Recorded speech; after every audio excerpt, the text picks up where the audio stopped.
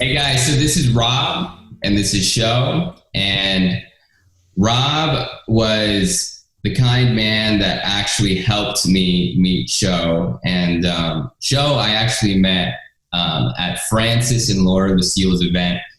And what happened is that when I came up to Sho, I was actually dealing with some pride kind of belief structures or superiority kind of belief structures at the time. And I remember Sho coming up to me and he said, pride does not exist at all. Before that, actually, I saw Sho and I was trying to meditate for about 24 hours. And he was actually smoking weed with this dude named like Vishvamitra and all that stuff. And I was like, interesting, cool. But yeah, I came up to him, and what I love about him is that he was able to just go up to a member or a person part of the invited group, and he was able to just eloquently express his ideas and articulate them in such a well manner, and to do it in a way where people actually resonated with it, like people were actually down to listen to it. And I was thinking to myself, I really love spirituality or non-duality. But the fact that he was so able to get people to be receptive to what he's saying was very different from the reality that I was currently in. I could get people to listen to other topics very with receptivity, but the capacity for Sho to be able to get people to be very receptive to what he's saying and to people actually genuinely ask questions. Like people have genuinely, like people way above his age, genuinely asked him questions like, what do you think about this? And what do you think about this? And what do you think about this? So his ability to speak almost builds this level of, genuine, non-authoritarian authority in the way that he speaks. And I remember meeting Rob at Barnes & Noble's one time, and we were doing a podcast with each other, and I remember just approaching him, and he was like, yeah, I'm down to do like a random podcast, like off the fly. So I really appreciate him, and he's been such a huge supporter, and he's been there when it's hard, he's been there when it's been easy, and he's been there through a lot of ups and downs. And the fact that he was able to still maintain a level of friendship with me, even through, even the most difficult of times. I really appreciate him for that. And, I remember introducing Sho to Rob one time, and he really resonated with what he had to say. Just, really was receiving him. Like we would just talk for almost like 6 hours at times, like over on video and stuff together. And, it was the fact that a friendship grew in that meeting through the help of Francis and Laura Lucille. I'm just so thankful. So, yeah, if you guys want to, share your guys' side of the story, go for it. Yeah, go ahead, Robert. I'm Rob. I'm the one that met Min in Barnes & Noble.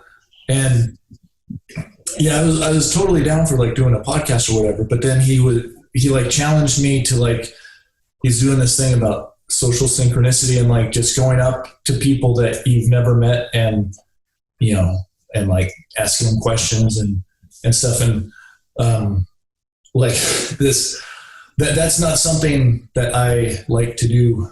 If someone comes up to me, like no problem, like I'll engage in just about any topic of conversation. But the idea of going and approaching someone else, like, really makes me anxious. And, but he, I went ahead and did it. And yeah, it was, it was a very nerve-wracking thing to do, but it really made me appreciate his courage. And the courage of everyone who comes up, approaches strangers, and I'm still, it's not like a big part of how I interact in the world now, but I am more willing to approach people than I was. So thank you for that, Min. Thank you. Yeah. And, and as you mentioned, we met Show at Francis Lucille and Laura Lucille's retreat, and so, there's, those retreats are fantastic for meeting people. It's an environment where it's much easier for me to go up and talk to a stranger. But, even with all the fantastic people you meet at those events, Show, really stood out. He's, all the things Min said, very intelligent and articulate and warm. And so it's been great getting to know both of you more, well, actually it hasn't been that long at all. Yeah. I was going to say over the years, but like a year. Yeah. Yeah. Wow, it's been a year already. Yeah. Yeah. Yeah. Well, thank you guys. That was really kind of you, both of you. Yeah. I've really enjoyed hanging out with, and that's the thing. I just love meeting people that are drawn by the same calling, the same love for understanding that I feel. And it's effortless when I'm talking about this, because I speak from my experience and I love this genuinely, and I've loved it all my life.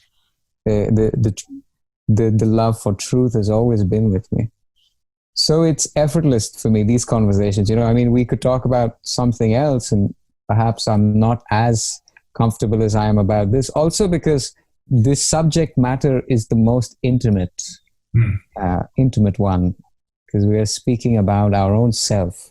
Anything else, I might have to refer to some books or something, someone else to find out more about. But when it's the self in us we're speaking of, it's so much more effortless because it's intimate and it's direct experience, so we can verify immediately. And from the beginning, even the first time I saw Ramana's face was when I was, I think, 19, 20. And I was immediately struck by the picture itself. And then I flipped through the pages and I didn't understand it. But I had this feeling in me that what I'm reading is profound, that there is something to it. There is some substance to it that I'm not able to grasp right now, but there is something to it. I had this feeling already. I emailed people saying, I don't know if you will get this. It's beautiful and it's wise. So I've always felt that immensity of the teaching. And it has always been evident to me that there is nothing more relevant, there is nothing of greater concern to any living being than to discover what he is. That is the ultimate meaning and concern. So it is out of that I speak about this. And of course, meeting Francis has been, I can't really speak about it because it's so it's beyond words, really. I feel it at a loss when I'm trying to speak about Francis, because Francis showed me for the first time in my life how someone can live it. Mm. So when I first met Francis, which is now, I suppose, maybe 2 years back or so, when our first meeting itself was fireworks. For the first time, because I had all this understanding already, and I was ready for that meeting to happen. And then when that meeting happened, I remember just smiling through the entire satsang, the first one, just smiling causeless. I have no idea why I'm smiling. I have no idea what any of this is about, but I'm just so happy to be there talking about this and to be with people who also enjoy listening and talking about this. And as soon as the satsang got over, I went up to Francis and I said, I don't know how to say this, but I love you. You know? And he smiled and said, we'll be seeing more of each other. That was the first meeting. And for me, the first meeting itself was the most powerful one. After that, it was a maturing of the relationship, a kind of friendship, and understanding him as a person. But for me, always Francis, and the reason I was smiling like a kid was not Francis the person, but where from he's speaking, and everything he said and the way he acted was always in reference to the ultimate source. And that's the real attraction, that's the pull. It's not Francis the person, but the source out of which the words that Francis speaks come from. And yes, I mean, I've since then followed Francis very closely. And that's, I suppose, the broad story. But even since I was a child, I have loved this. And I in fact, recently a memory came to me, which I'd love to hear from you guys if you have had anything similar, because I've been thinking a lot more about the roots of ignorance in us. You might call that ego, the ego structure. I've been thinking a lot more about how it formed in my life, just in this life, how it formed in me. When did I begin to compare myself with others and judge one as better than the other? When did this whole structure of qualifying experiences, comparison, and judgment really set in?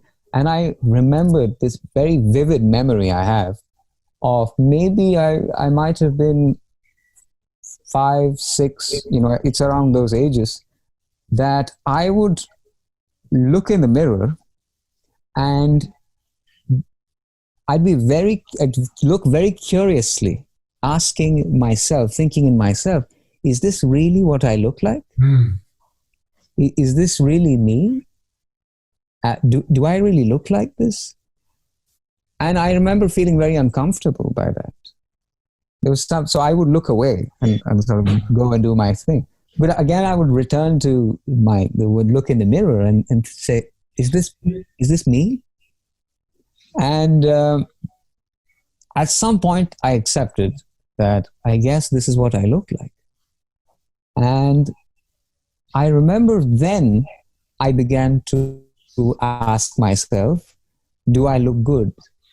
Do I look good compared to the other? Do I look as good as him or her? So it was very interesting for me to remember that experience.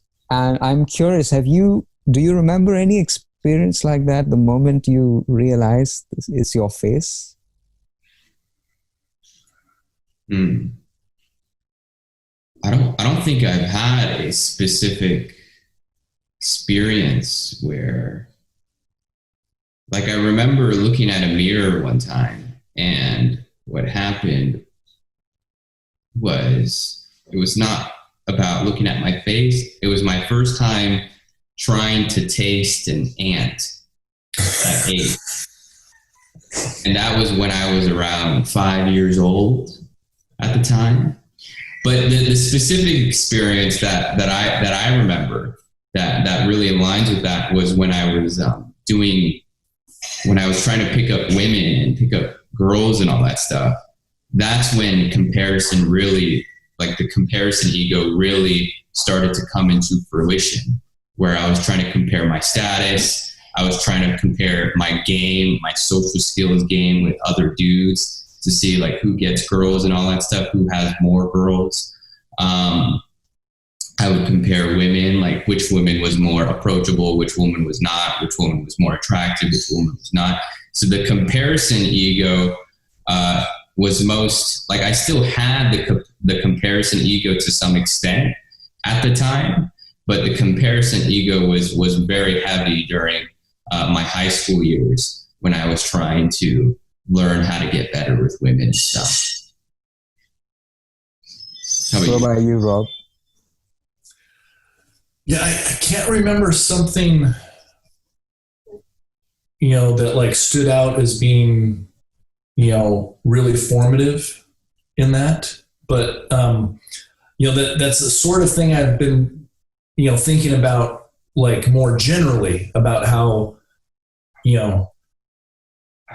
how when we're all really young, like we don't care at all, like what anyone else thinks, like how we compare to others. Like little kids, like they'll be, they would be fine dancing naked in the middle of the street. They just care about having fun in that moment. And and every single thing they do, they try to have fun doing it, and so because of that, school is like just torture for kids, like, being forced to sit down and stay still. And everyone has to do exactly the same thing. It's a terrible situation to put kids through. And then, but you're like just so in the moment and having fun. And then someone like criticizes something of yours. Like actually that reminds me of something from my own childhood. My lunch pail, it had some cartoon show on it. I can't even remember what show it was, but like some older kid like teased me for that. And it it was like so unexpected. And so like, I felt so bad about, I like something that like isn't, you weren't supposed to like, and it's so ridiculous to, to take stuff like that to heart. But I think it's a natural process we all go through. We start out completely innocent and just loving whatever we love.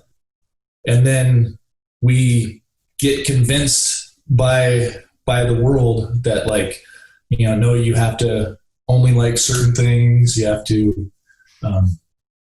what other people think of you matters more than what you think of yourself. And it's, from a certain point of view, it's sad, but it's part of the process of coming to the truth. To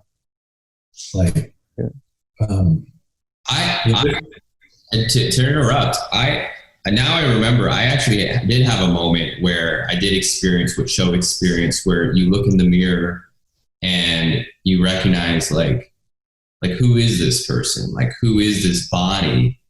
Because I remember it actually happened more recently, maybe like a year ago or 2 years ago, where I was starting to get into spirituality and I was meditating, and there was like mirrors in my room. And I would just look at the mirror and I'd be like, who is this?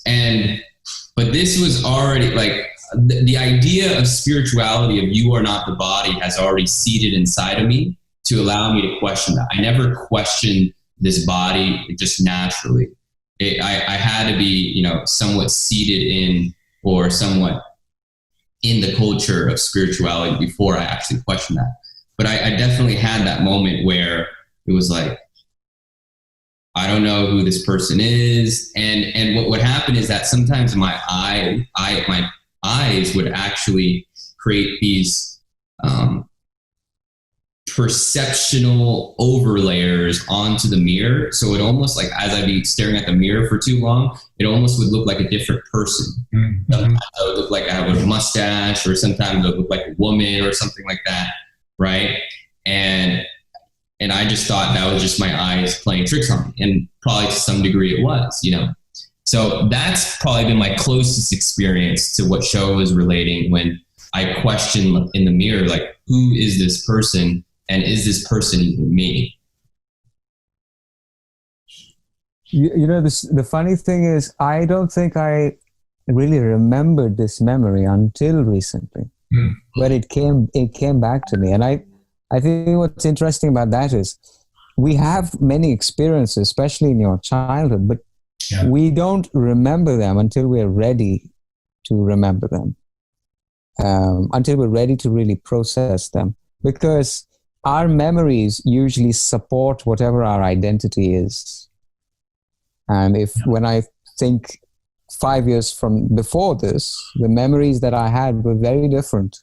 But at least the memories that I stressed on and the memories that I was looking for were very different to now. Whereas now when I'm looking back at my past, I've been trying to write a little bit about how I came on the path and these kind of things. Starting a website, and this was one of the most asked questions. So I was trying to write about it, and more I was remembering always there. And I think it's there for everybody, but it's not necessary that everyone remembers it, you know, because these moments they needn't to be a big firecracking moment. It's just very simple questions like, who am I? Or is this really me? Or what am I supposed to do here? You know, or what am I doing here? These kinds of questions. I think we all have it. It's very deep in our nature to have that question. It's a deep part of our nature, whether we remember it or not. Because the ego is a structure that hides from you knowledge that is.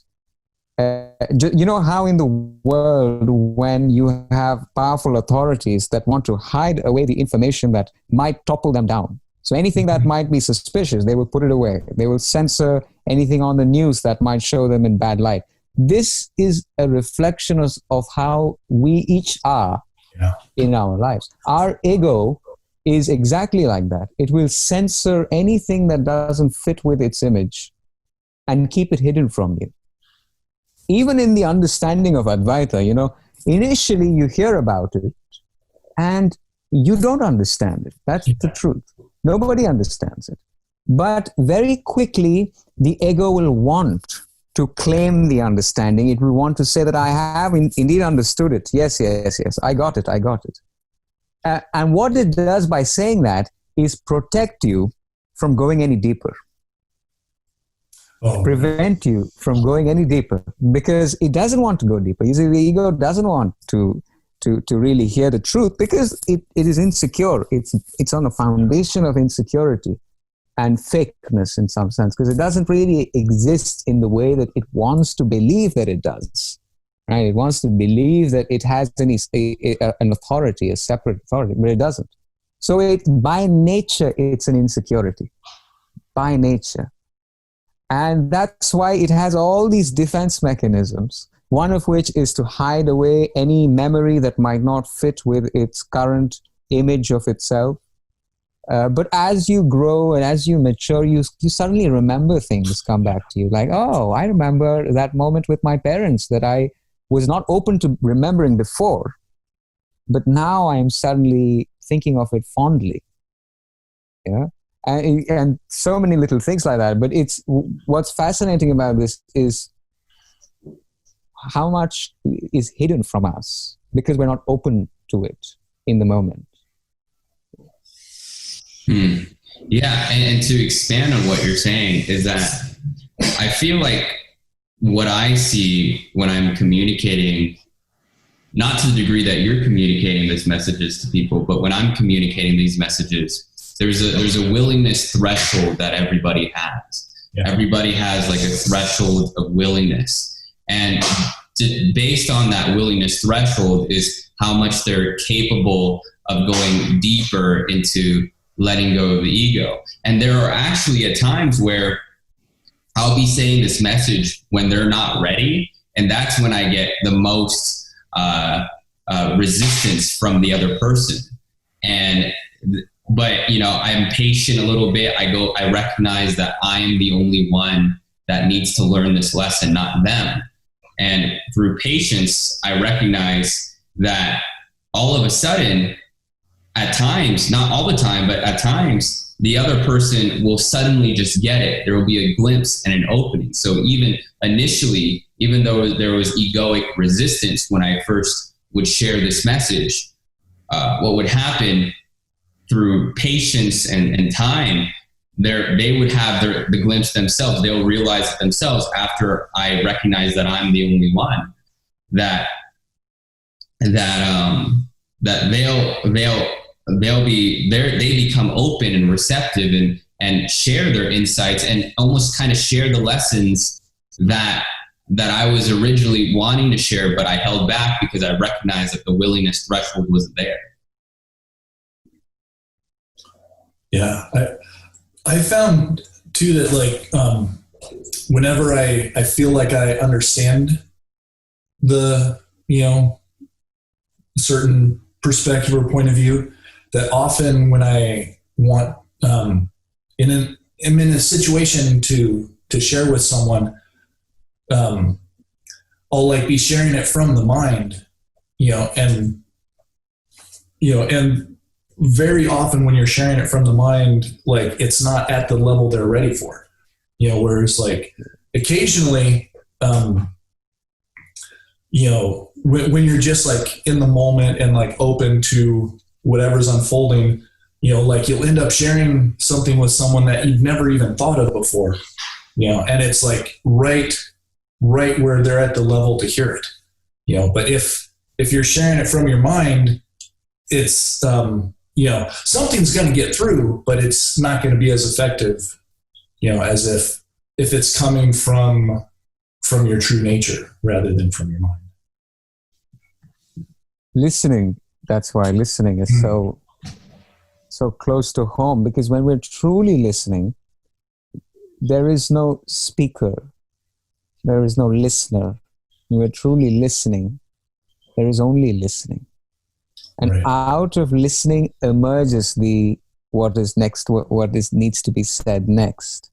But if we are responding from memory, then we're not really listening. We might listen for a moment, and then quickly we go into thinking. And then we're thinking about what is being said. And then we listen a little bit more, and then quickly go back into thinking. You see, it's a very quick switch, but you can't think and listen at the same time. True listening and thinking, right. It's like a different switch altogether. I mean, it both happens in listening, but if I'm really listening to you, then I can't be thinking. Right. Our mind can only focus at one thing at a time. Well, and thinking is always in the past. It's always a rehashing of the past. Yeah. That's all happens, unless it's spontaneous, in which case it just emerges out of the silence. Yes. Yeah. But I mean, the thing with this is also that no one can tell you what you are. The teacher can never tell you what you are. All the function of a teacher, and this is very important, that the teacher also doesn't take himself to be a teacher. It is a projection of the student, because the student takes himself to be a student. He takes the teacher to be a teacher. But the teacher mustn't take himself to be a teacher, because by not identifying, by not objectifying himself, he gives you the freedom to not be objectified either. And that's the beauty of a meeting with a teacher, is often it's the first time that you meet someone that is not objectifying you, that is not seeing you as what you appear to be. And that itself is very powerful, to feel with someone that they are not looking at what you're putting yourself to be, what your act is. They're not bothered by your act. They in fact know you better than you know yourself. This is a very powerful experience. And the teacher can never tell what you are, because what you are is what you are already. No one can teach you that. No one can show you that. All that they can show you is what you're not. And so the whole process of the teaching is merely telling you what you're not, freeing you from all your representations. And that's the point when you said about how as a child you hear people say all these things about you and you start to form an image, a representation of yourself. And it is this representation that we become identified with. Right. As this is the I thought and the I feeling. It's my representation of myself, my image of myself as being such and such, so and so, born here and there with my peculiar likes and dislikes.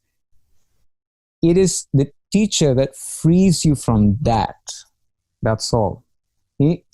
So, because a lot of people, when first they hear about Advaita, they have a concept of consciousness. They have a concept of non-duality. They have a concept of universal consciousness. These fancy words, but the word is not the thing, of course. And it is just the way the word pizza is not pizza. It's a concept.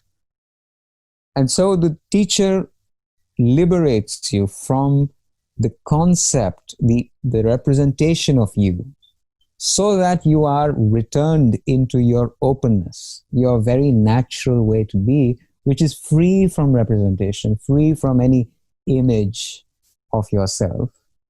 And in that silence, when you're not grasping for anything, you see what you are, that you are not anything that can be represented. So that's the beauty of the teaching. It's not affirming a positive image of what you are. If it does that, it only does that provisionally, just so it allows you to eliminate the old ones until that itself is eliminated. So it takes you step by step.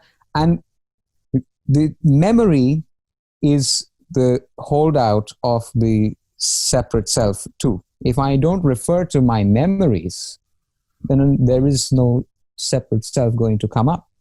Because every time I speak as a person, I'm referring to all my experiences as a person, which are all memory-based. So the teacher also has to listen now, and not a memory of what you might have said yesterday, but right now what is being said. And out of that listening, out of that silence, which is our shared being, by the way. Silence is not something you can claim. Silence is as it is. It is out of which speech begins, in which speech happens. It is there before speech happens. It is there during speech happens. It is there after speech is done. But we identify with the speech. We identify with the speaker. And that's why we miss out on the silence. We don't realize the fullness of silence. How in silence we are in communion with everything around us. The birds singing, the wind blowing, it's all in communion with each other in silence. It's only our identification with the speaker that leads us to ignorance about the fullness of silence. Yes, but the question and the answer, that whole setup, the question, it comes up from the mind. It's always, the question is from the mind. It's either a question of wanting to know what you already know, or it is trying to discredit. It's the ego which questions. It puts a question so that it can escape. The ego wants to protect itself, so it's going to say whatever it can to go scot-free. So it will put a question thinking, now I got you. You can't answer this. And the teacher is not listening from memory. He listens from silence, and out of silence the answer emerges, which is our shared silence. So the questioner and the speaker, they're one in the silence. And out of the silence, the answer is listened to. You hear what the response to your question is, and immediately you go back into silence, which is the answer. The answer to all questions is really silence. And by silence here, by the way, let me specify this. I don't mean the absence of sound. No, I don't mean the absence of, because that is the mind silence. That is the presence or absence of something. By silence here, I mean something deeper. Like openness, maybe? I feel like contentless. Openness, yes. Yes. Welcoming. It's what is free of reputation. It's space. You can say it's the open space. It's being, but it's something that is recognized as being something. That's why it is silent. So it's the silent potential womb, if you will. It's the silent womb of creation. It was there when you were in your mother's womb. It was there when you were born. It's here right now. It's always this silent potential in which all these words are heard. So show. Yeah. What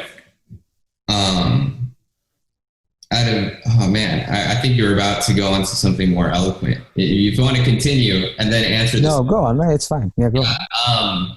What got you on the path at such an early age, man?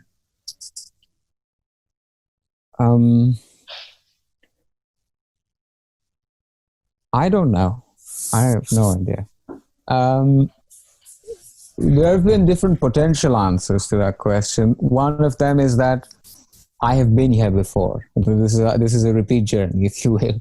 It helps in some way because it makes sense of the fact that I was so mature at such an early age. It is a little baffling for people when they come to see my age, which is just the age of the body, of course. But perhaps I've been here before. That is, it would be safe to say that. Secondly, yes, no, I can't say why I'm interested. I can only say that I'm interested, and I was interested from a young age. Well, I was always curious, right? I wanted to know what's going on. And my deepest curiosity was, what is God? I wanted to know what is God. So because I would go to the mosque with my father, very, very young. I'd go to the father and I would sit very quietly.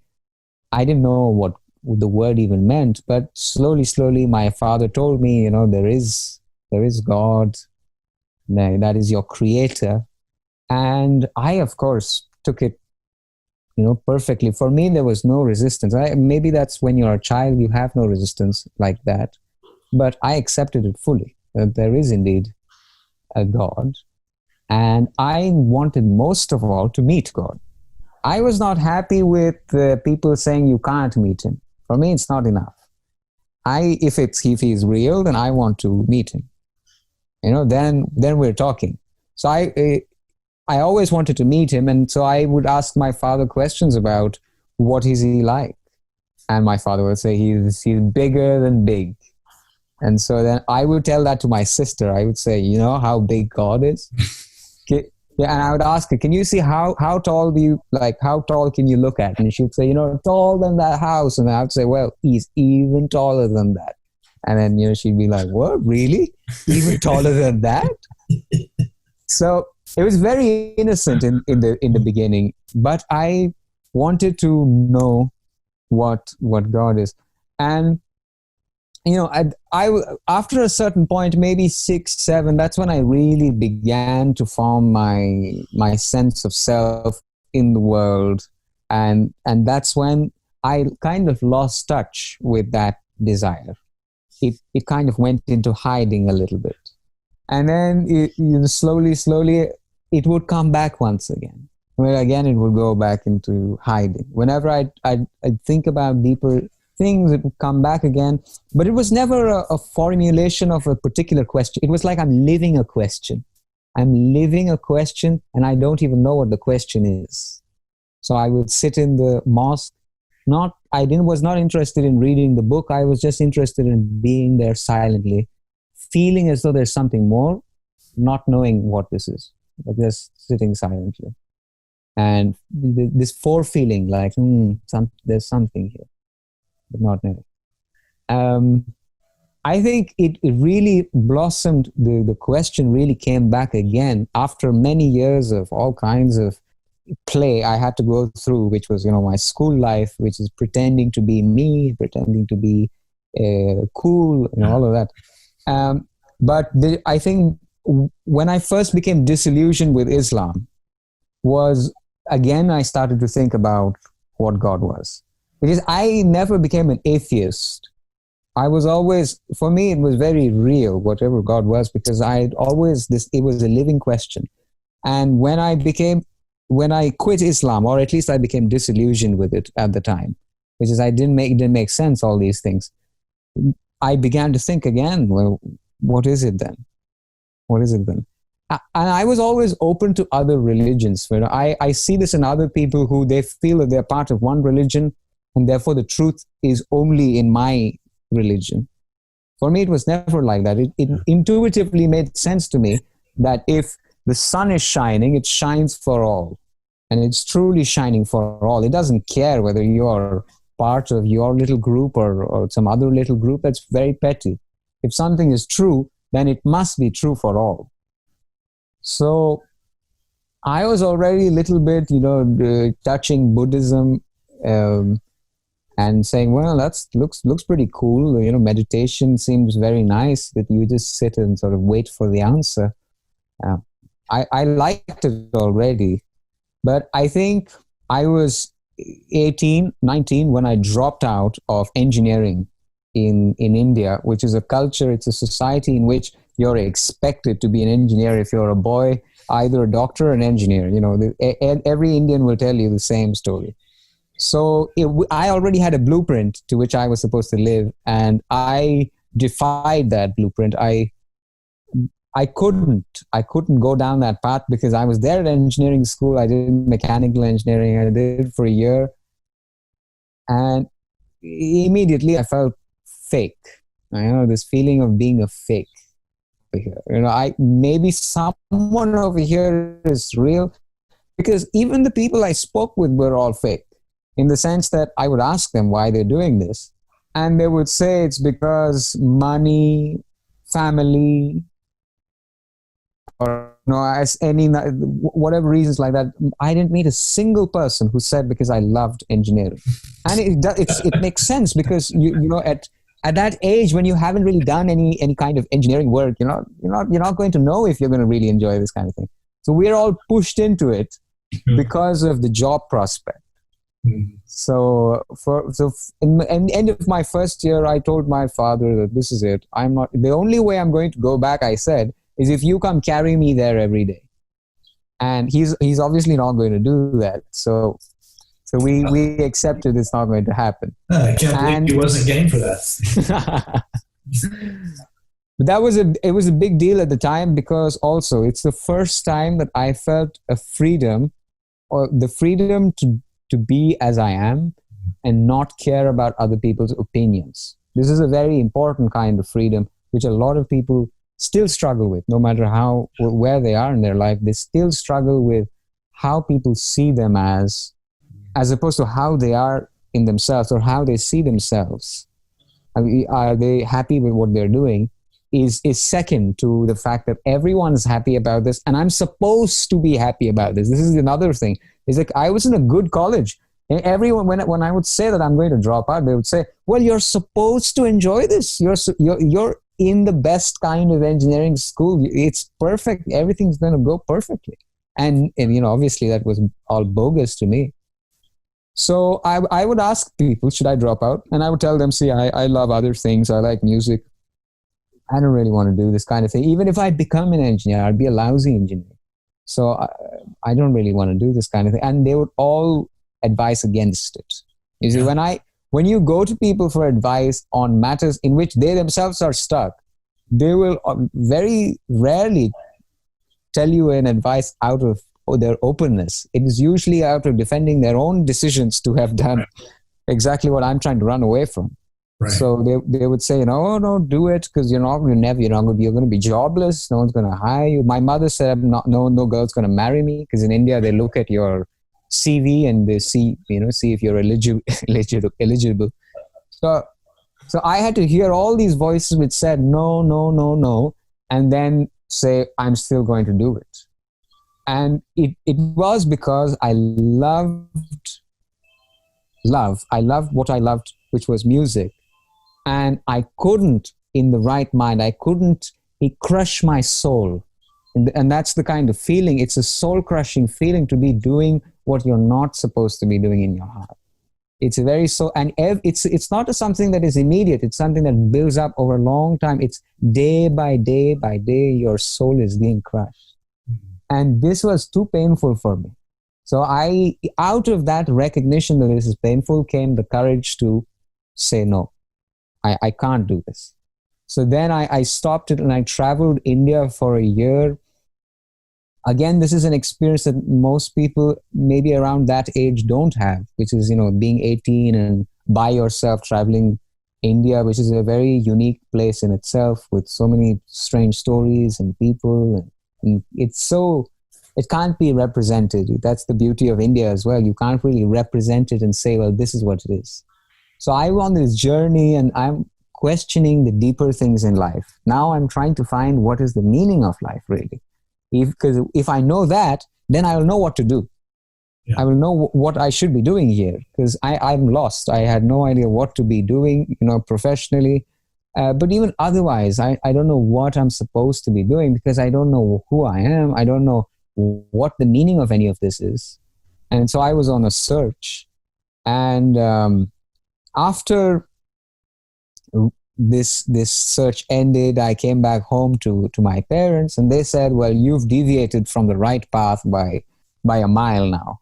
And so you need to go to Hajj. You need to go to Mecca, which is this big black dome in Saudi Arabia. So I said, that's fine by me, because they were paying for it. So I was all game. So I went in the cheapest option. They booked the cheapest possible option, which was to travel on bus with fellow shepherds and, people who all their job is to tend cows and camels. But they were the warmest people. This was another thing that really struck me. I mean, there were many little experiences which left an impression on me. But one of them was, these people were totally uneducated in the modern sense of the word. They were uneducated. Their lives were difficult, harsh lives. But they didn't have the attachment to money that I had. Even though my life was in relatively much easier, I lived a rather comfortable life. But they, he was living on his sponsor's money, the guy who's sponsoring him. He has nothing, no money. But I remember at one point we crossed the border and we were eating at this restaurant. I didn't have the right currency. So he paid for me, and then I said, well, I'll pay you when I get the right currency. So when I did get the right currency, I offered it back, and he said, you're embarrassing me. You're embarrassing me. Don't offer me money. So, this was immediately like, wow. So clearly there is more that I'm missing, because I have lived in all this comfort, yet I'm not as open-hearted as this guy over here. Why is it that despite all his difficult circumstances, he's so warm and so generous? This generosity of the heart, I couldn't understand, but I was, I loved it immediately, of course, and it stayed with me. It was something I couldn't forget. I never forgot him, and I couldn't forget this. When I was there at Mecca, I remember looking at these people who are walking around this black rock, looking at the fervor, the interest with which they're doing this, and the religiosity on their faces. It is there. And I'm wondering, what is all this for? What is it directed to? Not knowing what it was directed to. And I remember thinking, if I had only one question to ask God, only one, what would it be? Because I wanted to be very economical in my prayer. Just find the one thing you need and hope that it captures all the other things and let it be the only thing. So for me, that one thing I remember, because I was in the state of, I don't know if who you are, I don't know what these people are praying to. And that question was, what is the truth, really? What is the truth of what I am, of what God is, of what all of this is? What is the meaning of life? They're all variations of the same question, which is, what is true, really? And that was the only prayer I had at that time. And I remember sincerely wanting this. This is, to me, felt like if I knew the answer to this, then I would know how to live my life. Because then I would know that I'm supposed to do this or I'm not supposed to do this. Because I can now orient it with the meaning and purpose of my existence. I can say, well, I'm here for this, and therefore I should do this. Instead of being like, well, I don't know if there's any meaning, and I'm just going to pick whatever random thing comes my way, because there were many random things coming my way. I was fortunate to be good at many different things as well. I didn't have a lack of choice like some people had. I had an over choice. I could do that. I could probably do this and get by. I could do many things, which makes it even more important to zone in on why you're here. Yeah. What's the purpose of being here? It was maybe a year, 2 years after that. I think it was a year, actually. It was a year after that I first came across Ramana Maharishi. How old were you when this happened? I was 20 years old at the time. Mm-hmm. I saw his face somewhere. And I don't know how he sneaked into my life, you see. I don't know where it even, how it came through. I saw his face, I picked it up, I read it a little bit, and I felt, wow, there is something here. But I have no idea what he's on about. But there is something. You get this feeling sometimes when you read something that, okay, I don't really understand it, but I feel that there is a lot to it that I can get, but I don't really get it. This kind of feeling. I had that feeling then. But then again, I put it away. Really, I didn't keep at it because I didn't get it. And so I just put it away for a day that I will become more interested in it.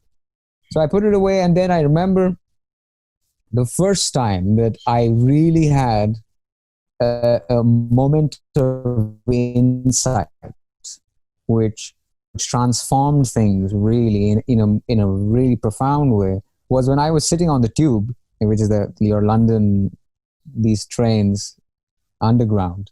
I was sitting on the tube, and just suddenly I had this thought that I'm not the thought, I'm the one listening to the thought. It was very simple, but I thought about it and again, and I was like, wow, really, that is the case. I'm hearing these thoughts, and then I say it, but I hear it myself, what comes up in my mind, and then I say it. So Was this an original realization?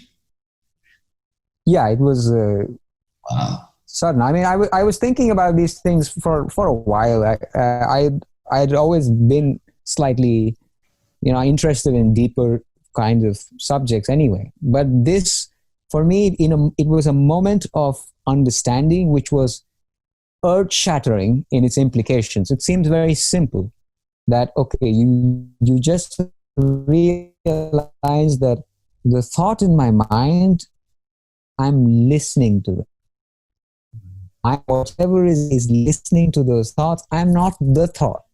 That's the only thing. It was a very simple sense. That was the first moment. After that, you see, I became interested even more. I began to look even more for books on this subject because I wanted to hear this articulated better, because I couldn't articulate the insight I felt in that. Except that I was not, most of the time that I thought I was thinking, I was really listening. I was the one listening to all the kinds of things that I'm thinking. Because I'm sure you've all had that where you're, deep in thought and you might even speak it. So sometimes when I would be thinking, I would speak out my thoughts. That, and then I will do this or this. And then slowly you realize, oh my God, I'm the one watching it all. I'm listening to that. Wow. Because you catch yourself, you catch yourself in a moment where you're like, oh, I was just lost in thought right there. and then you realize, okay, I'm not now, but I was lost in thought, and I was not the thought. I was listening to that thought. That's it. Simple like that. But I was also reading many things. I think close to this time, I was reading Nisargadatta Maharaj. I was reading Alan Watts. These were the kinds of people that I would go to bed listening to. Because I felt that there was something that they were saying, so I stuck with it like that. And with time, this became more and more. I began to draw out. I still have images, which I'll share online sometime. But I have images of drawing spirals and trying to visualize awareness and thinking of what awareness is, and visualizing spirals and thinking of we are all points in awareness, and somehow awareness is the one unifying field, if you will. So I had all kinds of strange, spooky ideas. It was all gibberish, of course, but maybe not. Yeah, I mean, it was I had the right intuition, yeah. But the specific construction, I was trying to construct it in a mathematical way in some sense. Yeah. I would do formulas and n to the power, awareness to the power of n, things like this. Because I guess in my mind I felt that if I could do it mathematically, then it must really be the case, Right. If I can express it very simply as a mathematical formula, then I've really nailed it. I've gotten it. Mm-hmm. It was unsatisfying in the end, but at the moment I was trying all these ways to try to sort of get at it, and this realization had already become a little bit living, as in it would become more and more what I thought about before I went to bed, when I woke up, just generally all the time. Of course, I had all the same desires that anyone else had, so I was not free from desire. So that means I'm still looking for something. Mm-hmm. So that was still there. It was when I met Francis, I think, when I felt that what I'd been looking for and what I thought I'd been looking for was totally not what I was looking for. I thought I was looking for whatever image I had in my mind, ultimate truth, whatever it was. But when I met Francis, I realized it's something totally different. It's like someone pulling the carpet from under your feet, and you realize, whoa, I don't know what the hell how I got here, but this is what I was looking for, but this is not what I thought I was looking for. I thought I was looking for a concept of what I was looking for. But when I was there and I was smiling, I was just happy to be there. I was happy to be in that kind of company, especially, but to be in conversation with like-minded people who are each open and receptive to be there and to hear the most important topic, if you will, which was the topic of what I am. And to be in communion in that space was tremendous for me. I was happy without any reason. I think that's the beauty of it, that you discover a happiness that is causeless, that has no reason for being. It's so mysterious. You don't know why you're hanging around with Francis and you're feeling so happy, but you just feel, really at peace. No feeling. This feeling that there's nowhere else I'd rather be. This is exactly where I'm supposed to be, doing exactly what I'm supposed to be doing, listening exactly what I'm supposed to be listening. Not feeling at all like you're missing out on something, or that you're supposed to be somewhere else, because most of life goes that way, that, I'm supposed to be there, I'm supposed to be doing this.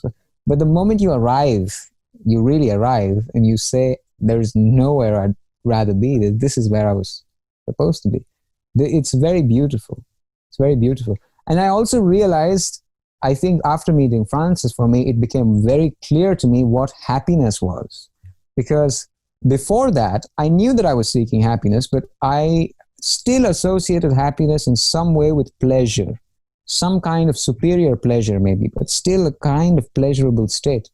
Whereas after meeting Francis and discovering this new, almost refreshment of the spirit, I realized that the happiness meant absence of desire.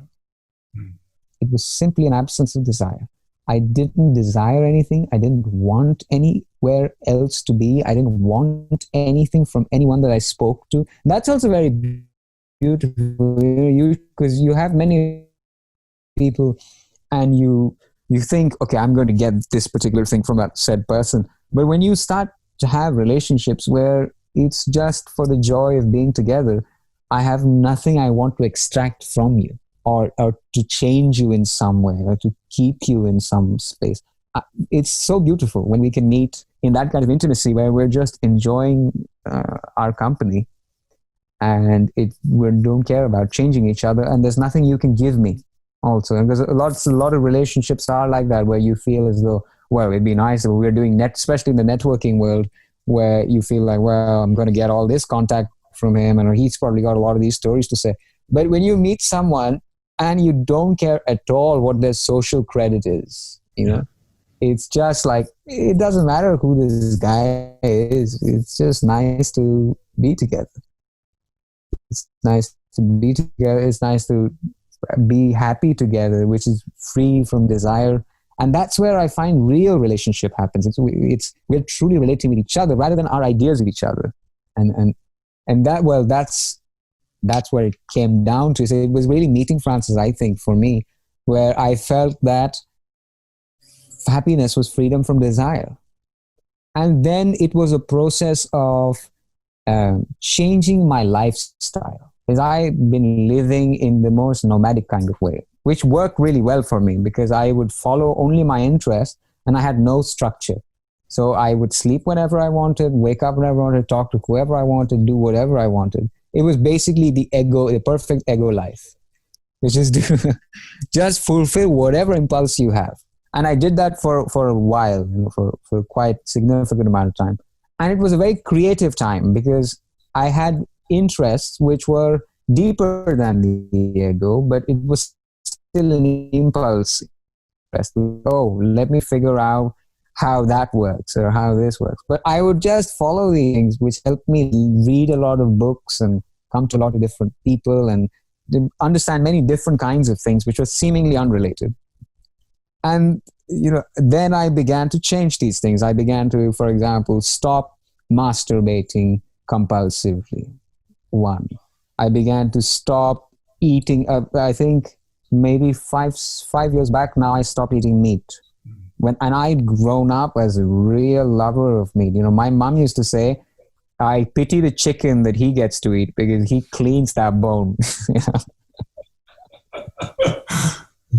So, but I was very attached to these things.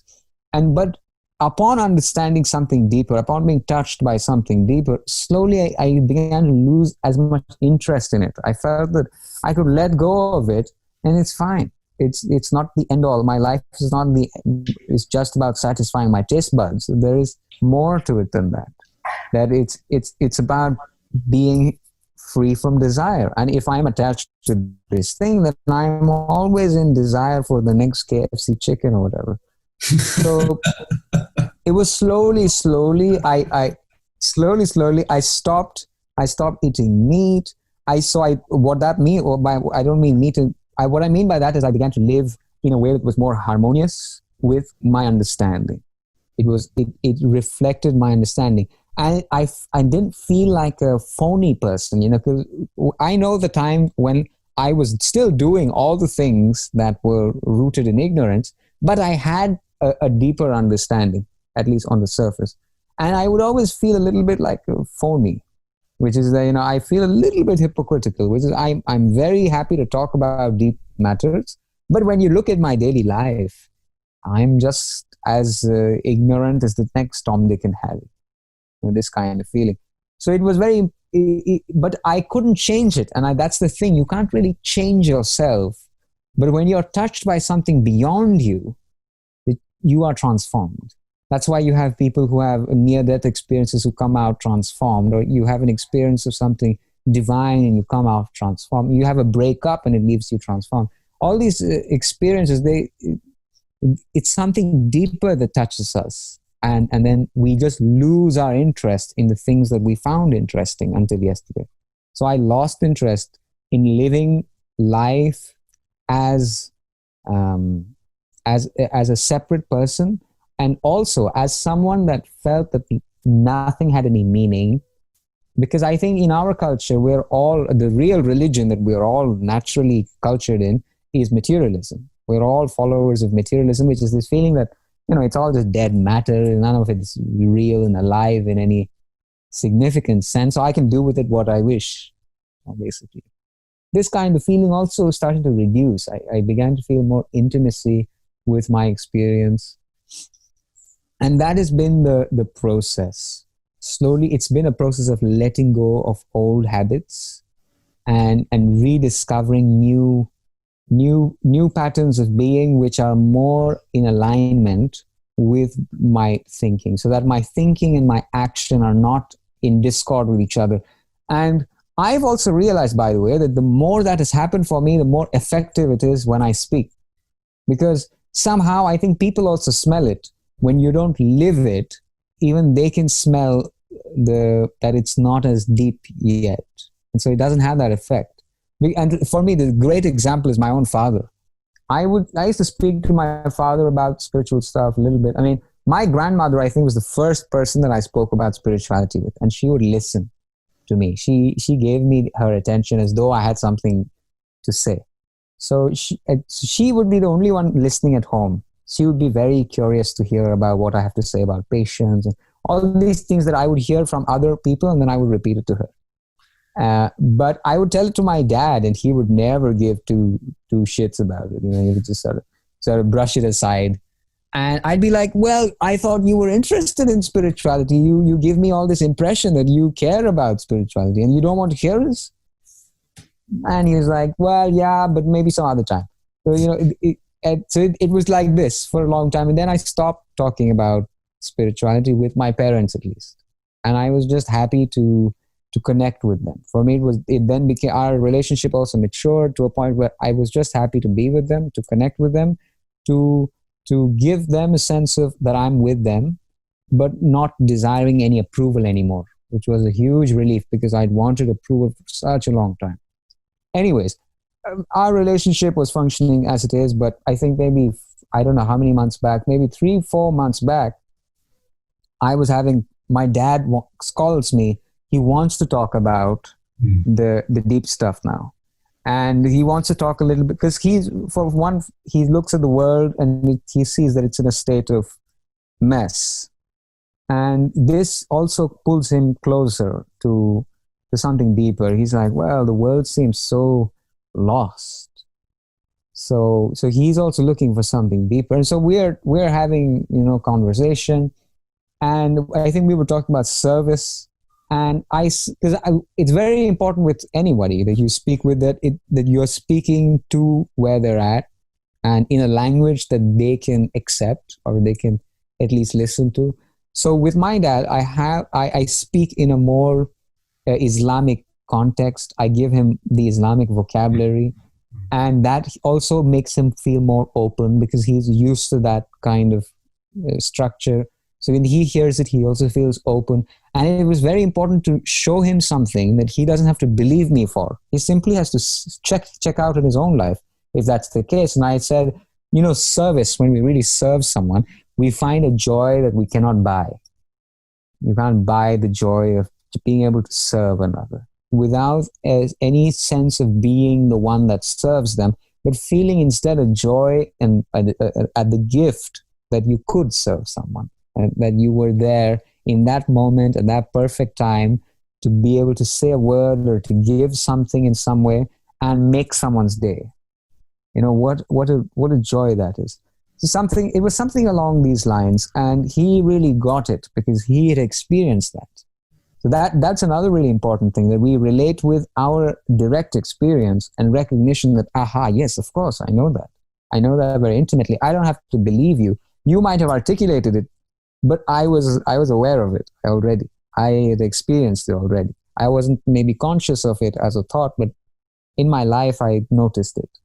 So when he noticed that, he just had a moment of aha, and he said, I am so grateful to have you as my son. You are my teacher. Mm. And it was very powerful. I didn't take much cognizance of it at the time because I was very invested in what conversation we were having. But later on, I thought, isn't it incredible? I had no expectation of any approval from him. And my dad, believe me, he's a very tough man. He's a very masculine. When you think of masculine man, that's my dad. He doesn't show his emotions. He's never said, I love you or I hug you or anything. He's always maintained a father-son kind of distance. So for that moment had to happen, and for him to feel touched by something, it only happened when I was living it in the test in my life. Because the kind of situations we go through, they might be totally unrelated to Advaita, by the way. It might just be your girlfriend is not calling or whatever. It's just life, whatever comes up. But when I began to apply this understanding in my life and to let go of all these old patterns and to find right living, right speech, right thought once more, and which all happened effortlessly, by the way. First it was awareness of the patterns in me, noticing that these are the tensions in me, the patterns in me. With real awareness, there was an understanding, oh, there is this weight in me. I really don't understand it. It took me maybe 3 years of listening to Advaita and believing that I had understood Advaita to come to a point where I said, oh my God, I'd been fooling myself. Because I assumed that I had gotten it when there is no one to get. There is nobody to get anything. So I'm fooling myself that I'm getting something here, where the whole point of getting it is to realize that there's no one to get anything. So I realized that it was a total facade that I played for. But you see, it takes time and it takes awareness to notice it. With awareness comes understanding. And with understanding, you just lose interest in your previous pattern. You just lose interest. It's like someone in a moment, they see what the consequence of what they're doing is and just lose interest in it. Oh, okay, well, that's it. For example, I was also smoking weed last year. And in between, I was smoking quite a bit of weed. And then there was one day where I was like, why am I doing this? Wow, I don't need to smoke weed anymore. And that was it. I stopped it. I haven't picked it up again. But, other patterns like this, I smoked for some time. I did all these little things. But the change happened when there was awareness. With awareness came understanding. And understanding just dropped that old pattern, like it's hot, like it's just gone, it's over. There's no more attraction. And that's the most important thing. A lot of people try to change things while the attraction is still there. You're still really attracted to weed or to that girl or whatever it is, but you're trying to live this understanding. And in moments like that, awareness really must come back in, because our patterns, they function in our unawareness or our unconsciousness. I mean this not in the sense of Advaita, I just mean that in the psychological lingo, which is that I'm unconscious and so I'm repeating these patterns, Like the moment I put the cigarette in my mouth, I'm not thinking I'm going to put a cigarette in my mouth. It's just like my hands just go there and they put it in. Right. And they're patterns like that. They're repetitive and they're unconscious. You're not really aware that you're already smoking. But it was just about becoming more and more aware of these patterns, just noticing it, that, oh, yes, there is tension. Oh, I don't understand. Oh, I'm this way, I'm that way. There's all this tension in my body and everywhere. But as the awareness became deeper, it's magical. When we become just simply conscious of what we're doing, it's so magical, because with it comes understanding that this is how it is. I don't understand it. And it's okay. See, because understanding also it's not understanding in the sense of whether understanding you're right or understanding you're wrong. It's just understanding how it is for you. What is the state that you are in? That's all. And you don't even try to change it. That's the beauty of it. You don't try to change it. You simply remain conscious, aware of the patterns. And with it comes an understanding, which is just a recognition, if you will, just a recognition that, aha, this is how it is. And the deeper this awareness, this recognition becomes, the more the pattern just drops away. If the pattern doesn't fulfill you, if the pattern doesn't fulfill your soul, if you will, it just goes away. Whereas the good things in life, the more aware you are, the deeper the joy of doing it also is. So the right pattern and the wrong pattern, they become very clear immediately. As awareness deepens, the wrong pattern, if you will, the wrong pattern, I mean, they're based out of ignorance, is the more you become aware of it, it just goes away, it drops away. So if we're eating meat, for example, for me at least, is the more I became connected with the animal, the more I began to rediscover my innocence, the way I had it as a child in relation to animals, and how I did feel that they are like my family, like my dog, or, you know, I felt the same way for the cow now, and now for the chicken. So it expanded in this way. And then once you see that he's just like me, then the taste is gone. You see? So, but yeah, this in every sphere of your life, in every sphere of relating with the world, this happens, and it frees you. It frees you from being someone, which is the greatest freedom. It's not becoming someone. It's not becoming someone who can be recognized as being cool. It's finally feeling that I don't have to be someone. That in fact it was a fake. I wasn't someone, but I was pretending to be someone, and it was getting hard. It was getting hard to put up this act all the time. And when you realize you don't have to put up an act, you don't have to. You don't have to lie to yourself, and you don't have to lie to anyone else.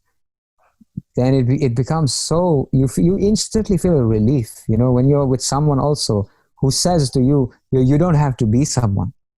It's a relief. Then it doesn't matter if you are one way or the other. It's irrelevant.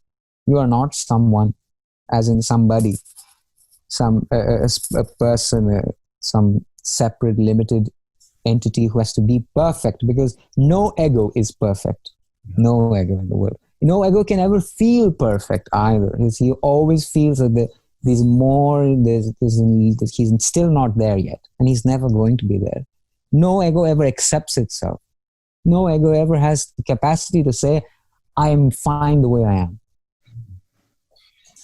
So, but all egos might try it. You might try as an ego to love yourself, to be this way, but none of that ever functions. And it's the failure of these things that brings you to a point of helplessness, that, I really cannot accept myself. That's the truth.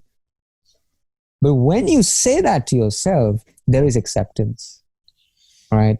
And well, this is why in religious language, it's not you that can accept yourself. It's God that accepts you as you are. It's God that sees you as you are. But when you see yourself, you only see from your fragmented point of view. So you always see something separate. You always see something not enough, not good enough, not smart enough, not whatever enough. So, and you always judge it and compare it. That's how the ego functions. Those are the basic plays of the ego. But when you see that, the more deeply you see it, the more there is a distance between you and these patterns. And the more you feel that, well, life accepts me. Life allowed me to be. It allowed this manifestation to be. And that's perfectly okay. There is no problem at all. When you look from the eyes of life and not from the eyes of a separate expression of life, but life as in the very thing that gave birth to us, if you will. And from his eyes, there's no, you're perfect. So from his eyes, you feel the acceptance suddenly. You feel that you're accepted as you are. There's nothing to change, nothing to hide, nothing to pretend. And that's freedom. That's the freedom we all seek, to be free from pretense and inauthenticity, if you will. You still go on acting. I mean, you still go on in the world acting as a kind of person, just like other, persons.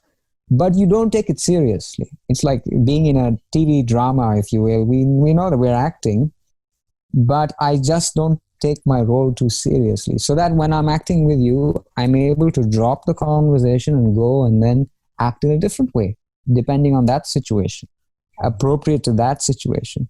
So it's spontaneous, and there's more joy and ease. You don't have to keep remembering how to be with said person, what to talk with said person. It's more effortless. There's joy, ease of being, and lack of desire, or lessening. It lessens with time. As the understanding becomes deeper, you find yourself with less and less of desire. Because what you really desire is to be desireless. And with all your desires, that's where it gets you, right? You get what you want, and you come back to desirelessness. And you say, whoa, I got it, right? It's what you wanted was desirelessness, not the object. The object was a way for you to reach there. It was a catalyst, if you will, for you to reach desirelessness. And it is desirelessness which is wisdom. It's desirelessness. And if you're free from desire and fear, then you can look at things just as they are. Because no more is there possession. No more is there trying to change it in some way. So you are able to see the facts more easily. And with all of this comes a calm, a more relaxed body, mind, if you will. A real acceptance of death. Because you also don't feel that you're going to go somewhere because you didn't come from somewhere. You were always here. It was just this body that came. And it was this body that was indeed born. And indeed this body is going to die. But when you see that you and the body are not identical, because there is more to you than the body, you are as much everything else that is appearing here than the body. So that your experience becomes more intimate, more loving, more harmonious.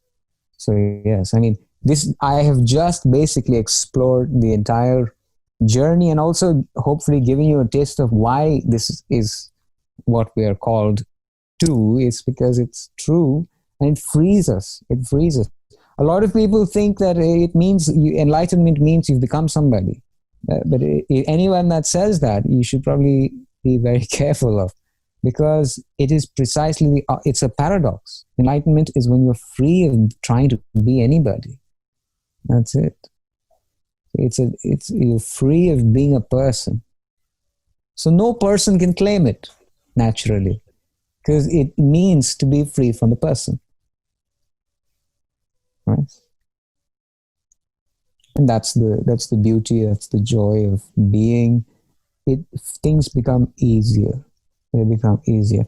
It's not, you don't achieve something new as well. It's merely letting the faults fall away naturally. In the light of understanding, they will fall away, and you will feel this in yourself, that you're just, dancing through life or floating through life rather than dragging yourself through life.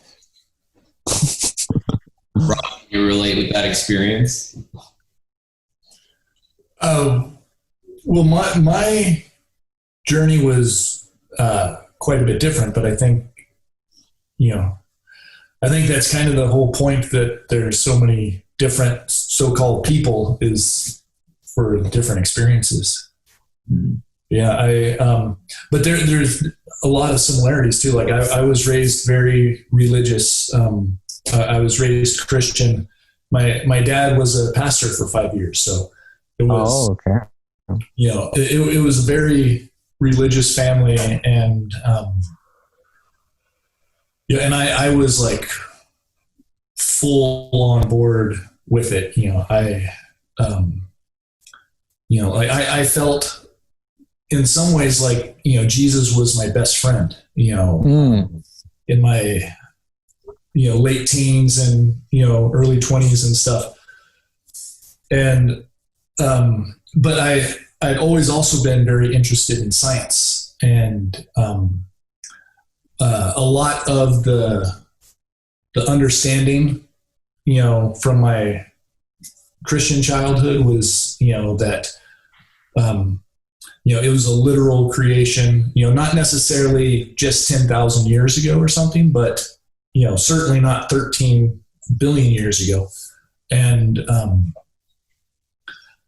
that there was a literal Adam and Eve and, a lot of this stuff, but my interest in science, got me learning more and more about evolution and, and the age of the universe and various things. And then also a big thing, spiritually was, struggling more and more with the problem of evil, the whole thing, if God is all powerful and all good, then why is there evil at all? And so that combined with my, my greater and greater interest in the scientific explanation got me to in my early 30s, I think, somewhere about that, I realized that I didn't believe anymore. And how old were you? Sorry, early 30s or late 20s. And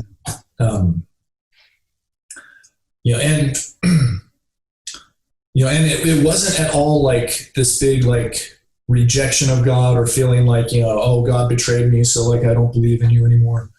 It was it felt like a great loss to me to give up my faith. And since my family had been so religious, I didn't want to tell them, partially because I was hoping that it was just a phase I was going through and that I would, I would end up rediscovering my faith. And it's well, why tell them about it and just put them through something that's not going to matter potentially? Because from my understanding, their worldview would be that if I was an atheist, that I would be spending eternity in hell. And I didn't want to put them through thinking that. And, but then I became very strongly identified with being an atheist, even though it was a secret. It was internally a really big part of my identity. And everything that I would read and experience and think about, strengthened that belief. And I think that's pretty common with any worldview, really, is that, once you have a worldview,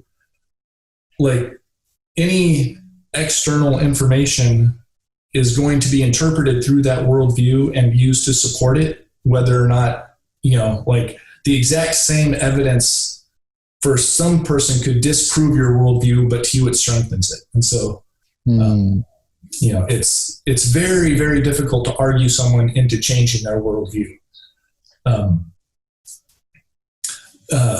But so I was so convinced that, that atheism was true and more that naturalism was true, that everything's just can be explained by science eventually.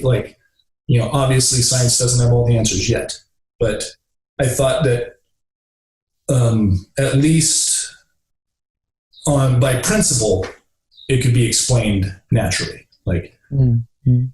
If something's real, it has to be natural. I was convinced that even if I were to die, to appear to die, and then I would see heaven in front of me, the only logical conclusion would be that I was hallucinating. Even if I were to experience heaven directly, it wouldn't make sense to believe in it, even in that. That's how certain I felt in my view at the time. But I also I also realized that, reality is amazing. Just thinking that it can be explained scientifically doesn't necessarily mean that you think it's like boring and dead and, pointless. And I realized that it was, it was amazing that it felt like something to be human, that, like from our current understanding of science, like evolution kind of makes sense. The Big Bang all kind of makes sense. The idea of like organisms, competing for survival and resources, like all of that external stuff kind of makes sense scientifically. But the fact that it actually feels like something to be an organism, like science doesn't currently have a good explanation for that. And I knew that, even if you could explain it scientifically, that's still pretty amazing. And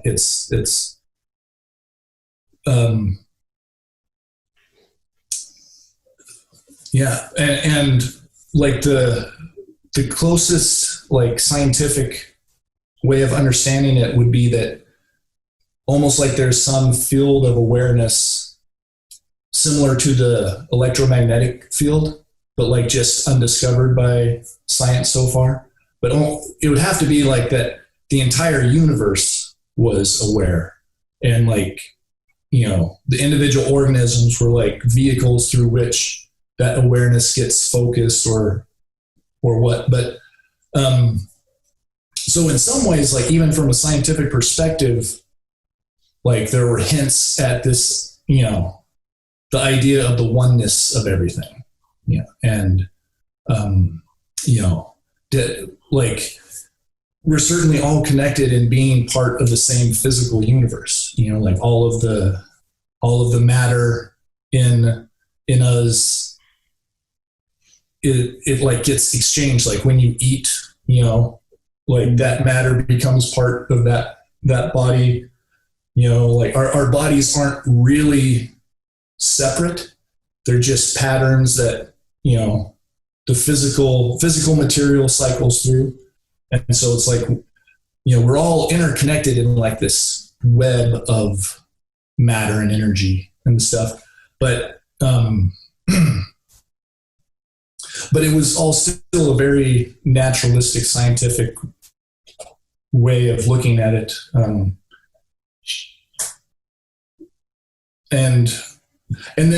And partially, I think, because I had chosen to not share the fact that I was an atheist with my family, I had over time like suppressed my emotions, and I like had these walls built up where I was living almost entirely intellectually. Like I would think about things really deeply, because I wanted to understand how things worked. I would think about things really deeply, but I wouldn't like let myself feel things deeply. I was very guarded with that. And then I think about 5 years ago, like I might be off on the timeline and stuff, but I was working at a place down in San Diego, and then I started like smoking weed with some of my friends who worked there, and it was the first time, it was the first, like I was, in my 40s, like smoking weed for the first time. So it was a somewhat unusual situation. But like it really altered the way I was able to look at things. It, like intellectually, it like made me much more open-minded, but I think even more importantly, it like opened me up emotionally, more than I had been. And I started, so I started like thinking about things somewhat differently, but I was still holding on very strongly to, the atheistic identity. but having, more and more like open thoughts about the not necessarily the validity of religion, but like the usefulness of religion, and how it had been such a key part of human evolution, and and that like some of like what I was experiencing, from smoking weed, made me realize that there's probably like these really powerful experiences that people can experience from more powerful drugs, that it would make total sense for someone to interpret an experience like that as being something spiritual or religious. Like if your day-to-day life, is one way, and then, and especially if that drug consumption is associated with religion in your culture in the first place, like you go to like some temple and like ingest this drug, and then all of a sudden like the world behaves completely differently than you're used to. It's like, it's pretty understandable that you would think it was real, that, what the priest was telling you was real. So I started having like more respect for the religious point of view. But I still thought it was a misunderstanding. And then one time I was at Disneyland, and I had, prior to this, I had gone to Disneyland several times while being high, and because watching movies high, it makes the movie way better, and like going to Disneyland high, it makes Disneyland even better. But mostly it was, I had gone many times, and it just kind of enhanced the experience, but still, kept it in the normal realm of physical reality. But then this one time I went, and, I had been thinking more about just like the fundamental nature of reality anyways. And then like I got like in this, I don't know, like just getting deeper and deeper, into the experience, from the weed. And then like suddenly on this one ride, like it just built to this experience that, it's very similar to the experience like when you're deep in a dream at night, and then you slowly start waking up, and then like when you wake up, it's like, oh man, of course that was a dream. Like, I had thought it was real while I was in it, but it's so clear now that it was just a dream. Like that level of certainty, it just hit me that, oh yeah, like I'm everything. Like I'm God. I'm not actually Rob. I'm just experiencing Rob's life right now, but I'm actually God, and I always have been. And then I like started laughing, because it was like, well, who? It's kind of funny, that God would be an atheist. And then I like started, realizing like, not only was I experiencing Rob's life, but like,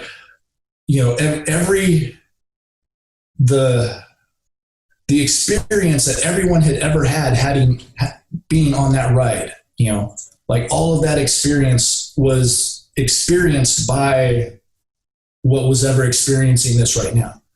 And, and not just on that ride, but like, every experience that had ever been had was experienced by the same thing. And like, and all of the joy that had ever been experienced had been experienced by the same thing. And it was overwhelming, and like I, in that moment, like tasted, some of that joy, but I couldn't, it was too much, it was too awesome. But then that led me into realizing like, and everything that's ever been suffered has been experienced by this, and so like on the ride, I wasn't sure at the time that anything I was doing was happening in the physical world too. But like I later found out that I was alternating between laughing and crying on the ride, and it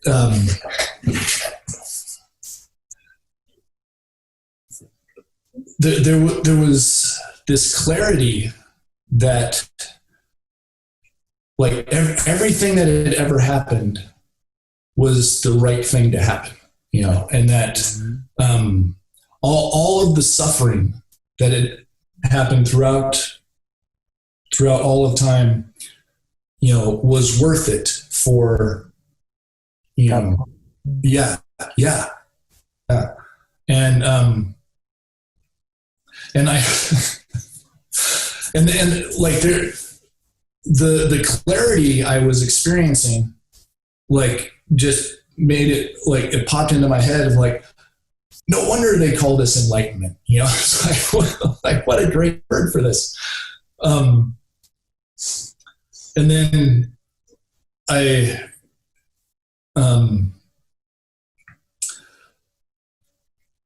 but then I started, having these like almost like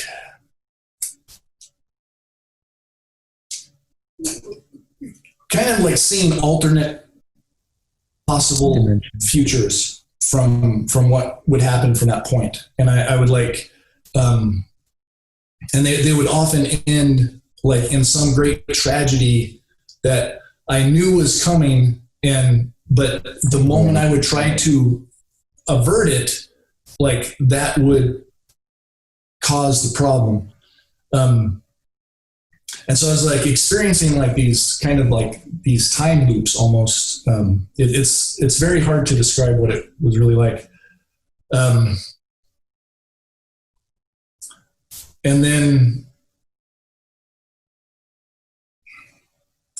at some point, like it felt like the world was like deconstructing, like I was just seeing little slivers of time. And it was like, breaking apart, and like all of my motions were like in slow motion, and like, kind of like with a strobe light or something, everything was very, just smaller and smaller pieces of reality. And it felt like reality itself was breaking apart. And like the thought came to me that like this deconstruction of reality is like going to lay the groundwork for the next cycle of reality. And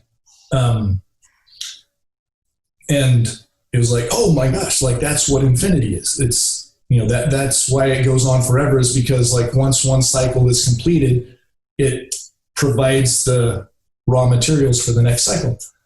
And it seemed like this was something that it's just a natural flow of reality for this to be figured out, and that I just happened to be like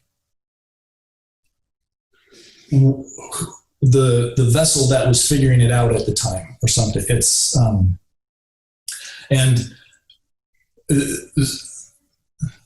and the thought occurred to me, it's embarrassing to say, but like, I mean, I'm not in control over the thoughts that came to me and stuff, but the thought occurred to me, like, I'm the smartest person in the world right now. Like I'm the one who's like figuring out the ultimate truth. Cutting edge. Yeah, exactly. But then at the same time though, like I'm, as like all this amazing stuff is going on in my mind, I like realize that I'm like kind of collapsing on the ground. I'm like, my body is like, I imagine that it's about to turn to dust, just dissolve or whatever. And I'm like, on the ground in the fetal position. And I remember that like, my niece is there at Disneyland with me. And, how old is she again? She was like 21, 22 at the time. So it's not like a little kid being like abandoned at Disneyland, but it dawned on me like she thinks she's watching her uncle die at her favorite place on earth. And so like it takes an incredible amount of effort to like try to direct my physical body to do anything. But I try to say like, it's okay. Meaning, trying to let her know that it's doesn't actually hurt what's happening right now. But like reality is like disappearing to me. I'm just, my awareness is like completely leaving physical reality and just going into nothing.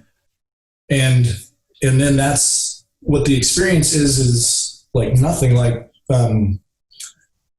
the closest way to describe it is like a black or a void or something, but it wasn't black in the sense that like, you look at something and it's the color black. It's that there was nothing there. But can I say something? Yes. I've had similar experience when I'm deeply focused on one thing and you feel as though everything else disappears. Right. And of course, in reference to what you were saying, it sounds to me anyway that it's like a deep focus on nothing, nothing in particular.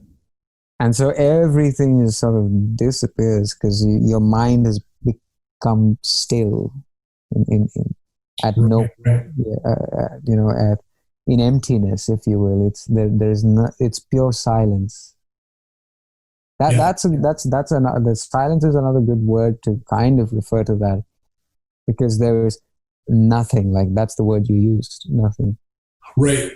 But is it something like that you feel when you imagine your whole mind becoming so laser sharp focused on one thing, and everything else falls away, and then that also falls away, and there's that's the kind of state. Is that? Well, in just meditation, I've never gotten that deep before, but this experience, was it? Yeah, this experience, like I had no idea what was going on.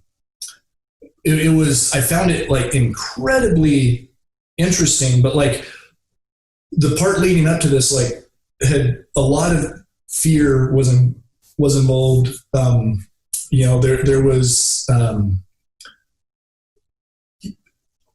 but I didn't feel like I was steering it in any way. I was just being taken along for the ride. Like I certainly wasn't trying to focus on anything, but it's very possible that could have just been like a natural thing that was happening, but then in this silence or this void, I remember thinking, well, for one thing, like it was incredibly peaceful. Like all of the fear that I had previously been experiencing, like, all of that was gone. It was just peacefulness. And did you know where you were? Did you feel the sense of being localized at all? No. I completely forgot that I had earlier been at Disneyland.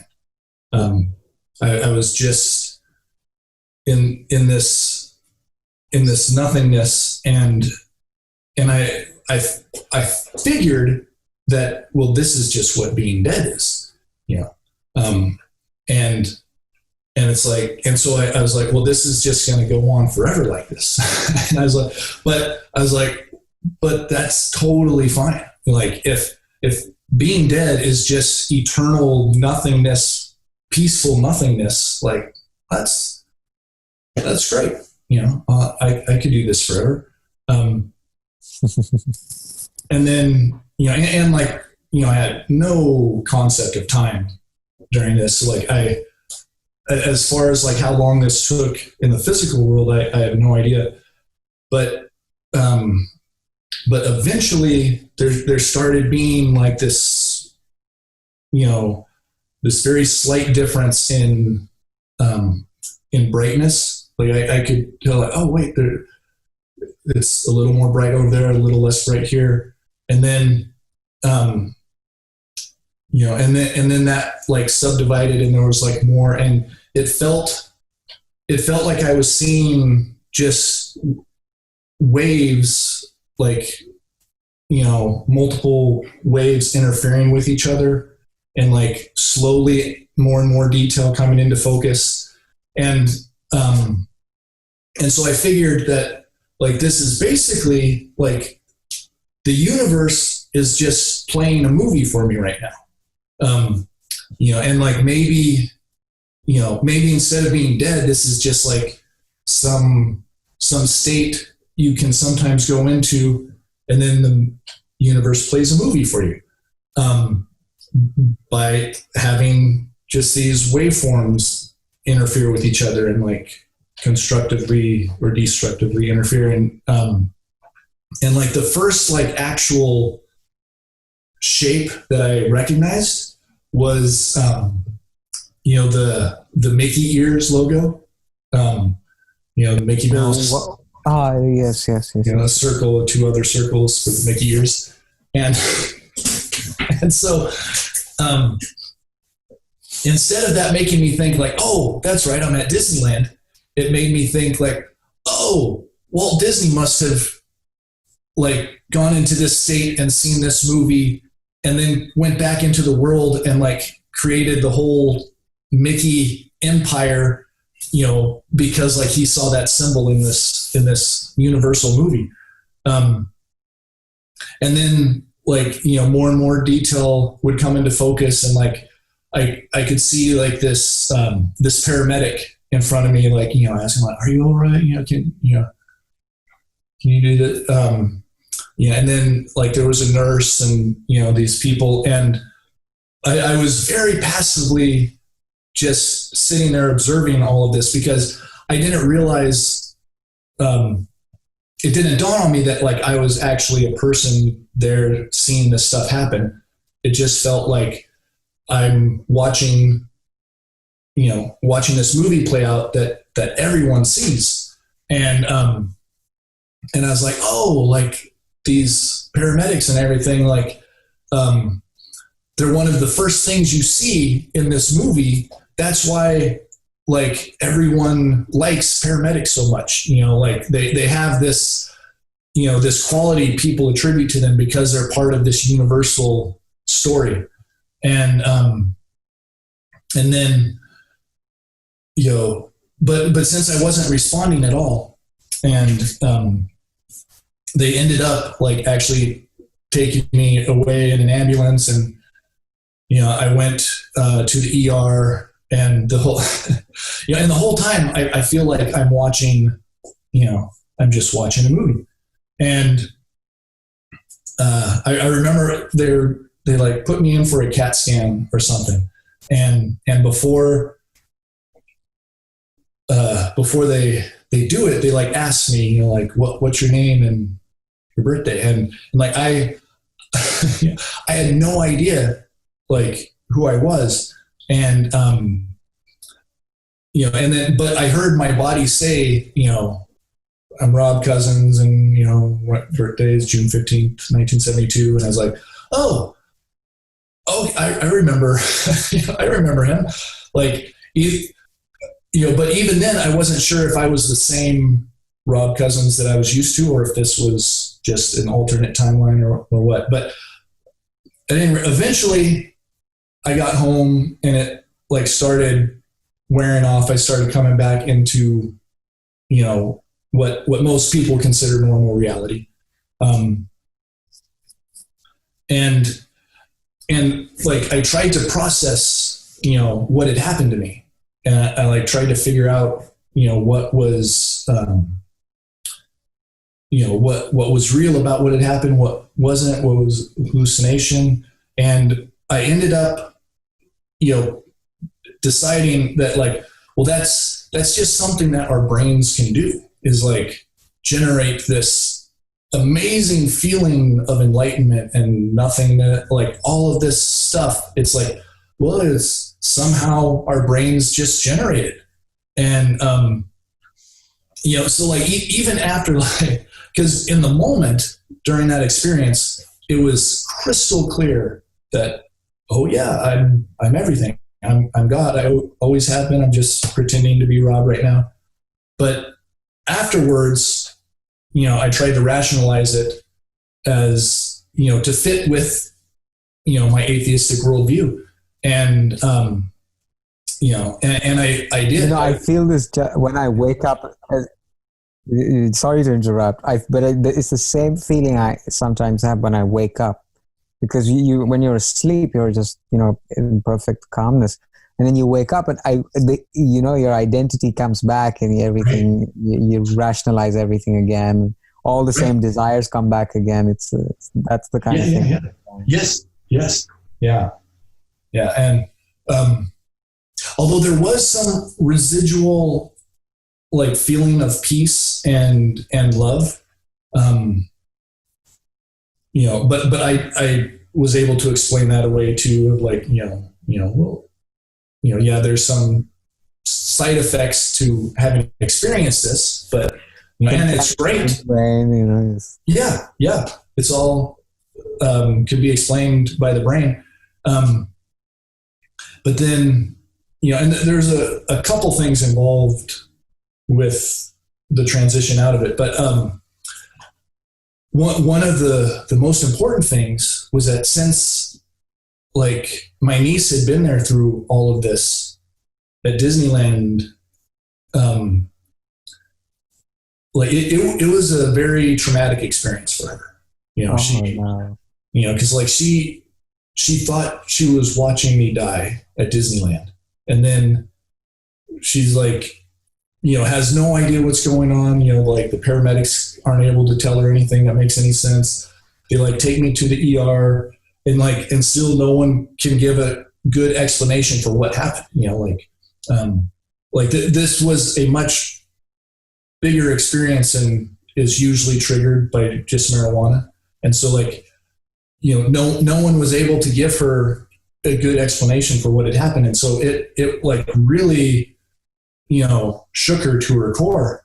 And, I did not want that to happen again. I like a part of me, really wanted to like figure out this experience just for my own enjoyment, cause I'm very curious and I want to know how things work. But the biggest motivation was I didn't want to accidentally have that happen again around her, put her through that again. And so I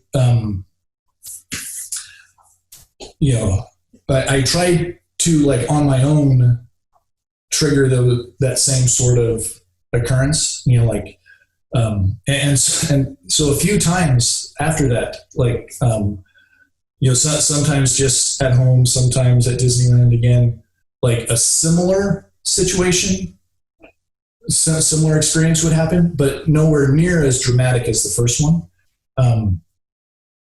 But still going through this stage of like just this sudden clarity of like, oh yeah, of course I'm everything.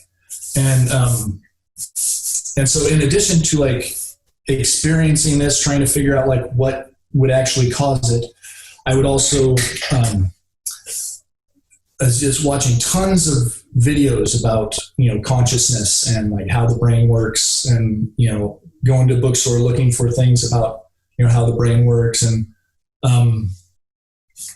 so like over the next few months, I ended up like realizing that, it's not something that can just be explained by the brain, that it was some real like connection to something beyond the physical reality that we're used to. And, but I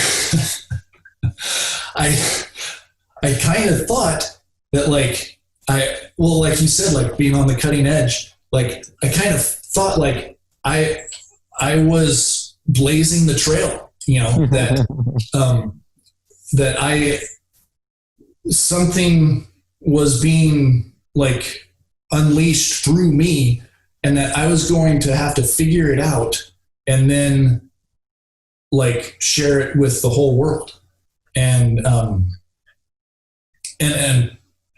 part of me that appealed to very greatly. Like I really like, the savior role, Superman's by far my favorite superhero, they haven't done a great job on him with the movies, but, just this idea of like saving the world very much appeals to me, but it's also was this incredible burden. Like the level of responsibility is just overwhelming at times. And then I ended up,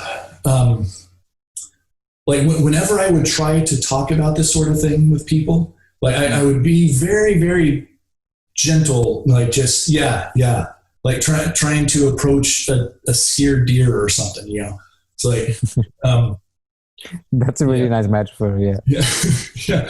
Whereas like with men, since he was so open and everything, like I think, really early on, I was able to, tell him, the full blown, I've experienced being God, like right away. Whereas like most people, you have to be very careful with it. And, I realized that I needed to find people that I could speak openly about with it.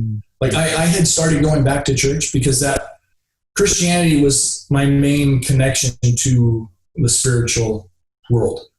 And so like I started going back to church, but like I could not speak openly about these sorts of things with the people there. Like it's very blasphemous that, those sorts of ideas. And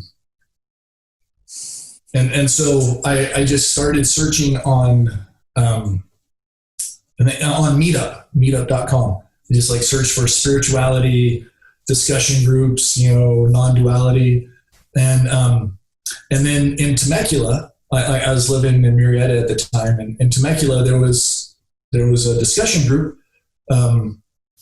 called Friends of Francis, and I was like, what in the heck?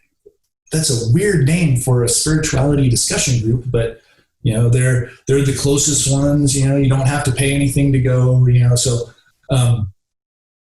So I went, and I was expecting it to be just like several people just sitting around, like casually discussing, like so what do you think reality is? Like what, I don't know. What do you like, that we would all just be trying to figure it out together. Like I had never heard of Francis before.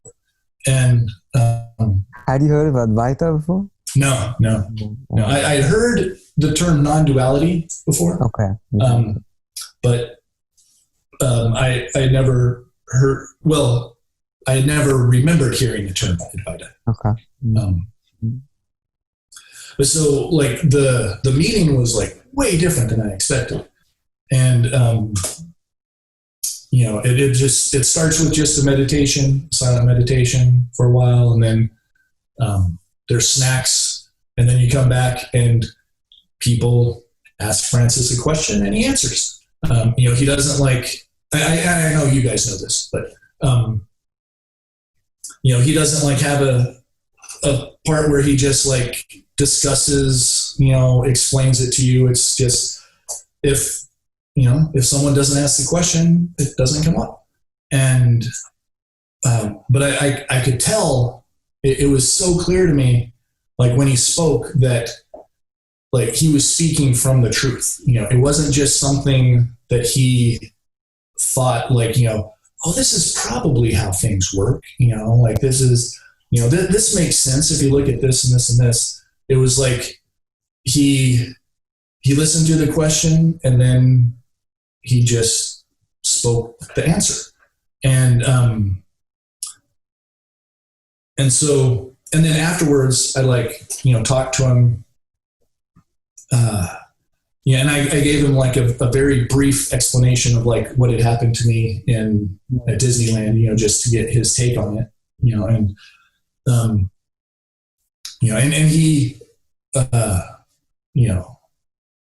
he, he was very certain that, it was, it wasn't just because of the marijuana. Like it was like a real glimpse into reality, and like all of the negative stuff that happened from it was because, you still had fear, in your heart. And it's like, well, that's for sure. And so, because of like the coincidence of him like living so close and, being so certain, that he was speaking from the truth, and not just relaying someone else's message, but like he's speaking what he knows to be true. It was very clear that was the right place for me to be, and so like I've been going there, like it's been a couple years, I think, and there's like still a lot of my journey left,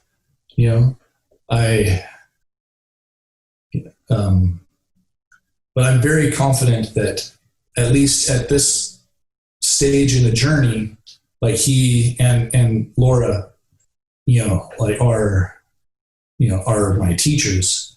They're who I'm supposed to be with right now. And, sometimes it's discouraging because like, sometimes I wish I could just experience what I experienced those times, like all the time. Cause like I still very often, like the ego comes up, like, something will happen and I'll take it personally. And, I get anxious about things. But I know that ultimately what I am, is already perfect. It's just, there's this body mind that, still has like, old habits and the ego and things, but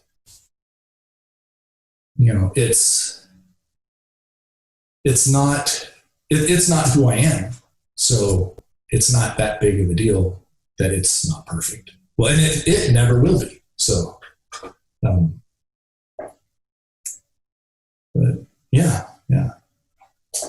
What are you guys working through in this current moment right now?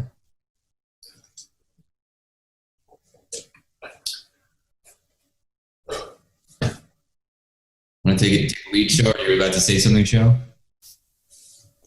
No, I was just about to say that it was a beautiful experience that Rob shared.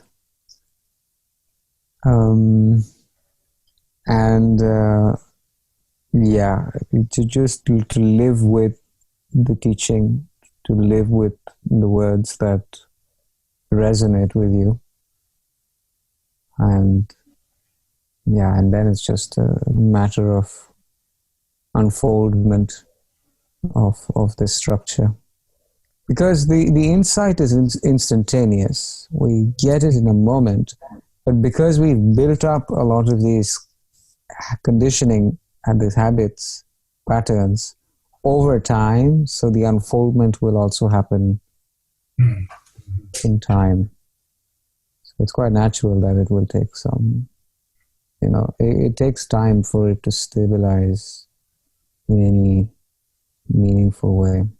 Yeah. For me, that I suppose that's what, if I'm working through something, if I would say that, then it would be becoming more and more stabilized in it. Because even right now,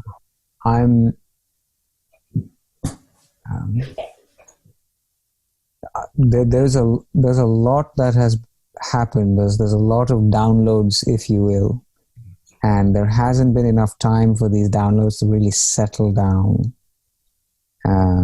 So that's the process. But that's really irrelevant, really, because the main thing is that I'm happy, and my relationships, all my relationships. Before I used to say all my relationships, but my parents. But now I can say all my relationships are feeling nicer, more harmonious, easier. There's a lot of people that I speak with regularly now. Random people that somehow find me and I find them, and we end up having a nice conversation. But the insight has taken place, and it's just a matter of stabilizing, which takes time. But like I said, apart from that, I'm just enjoying doing things in the world as well. I'm much more involved, and I feel much more called to serve in a more active way, whether it's talking with people or sharing beauty, but I feel much more interested in being there for people and aiding them in whatever way that my presence can enable.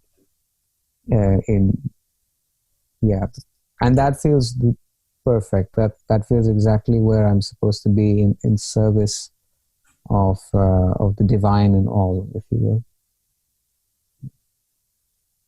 Yeah, but tell me about. Yeah.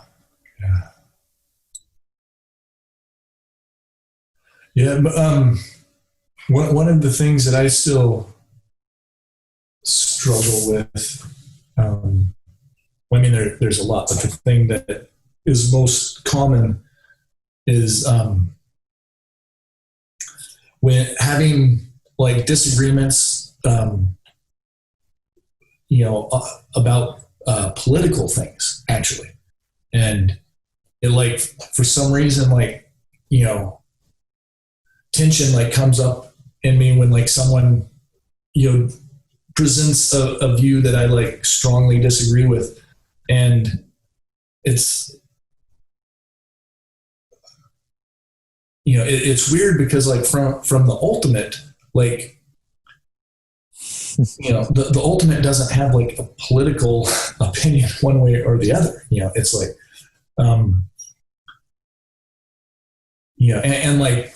both sides are very, very deeply in ignorance, so it's, but I still find myself feeling more aligned with one side or the other, and having the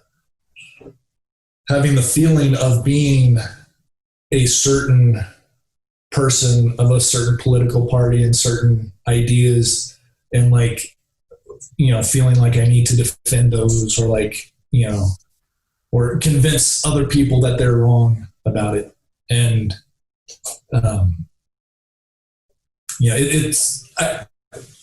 it used to be worse, so there's that. But and I guess it's good that I notice it. Well, that's the first step. Yes. Yeah.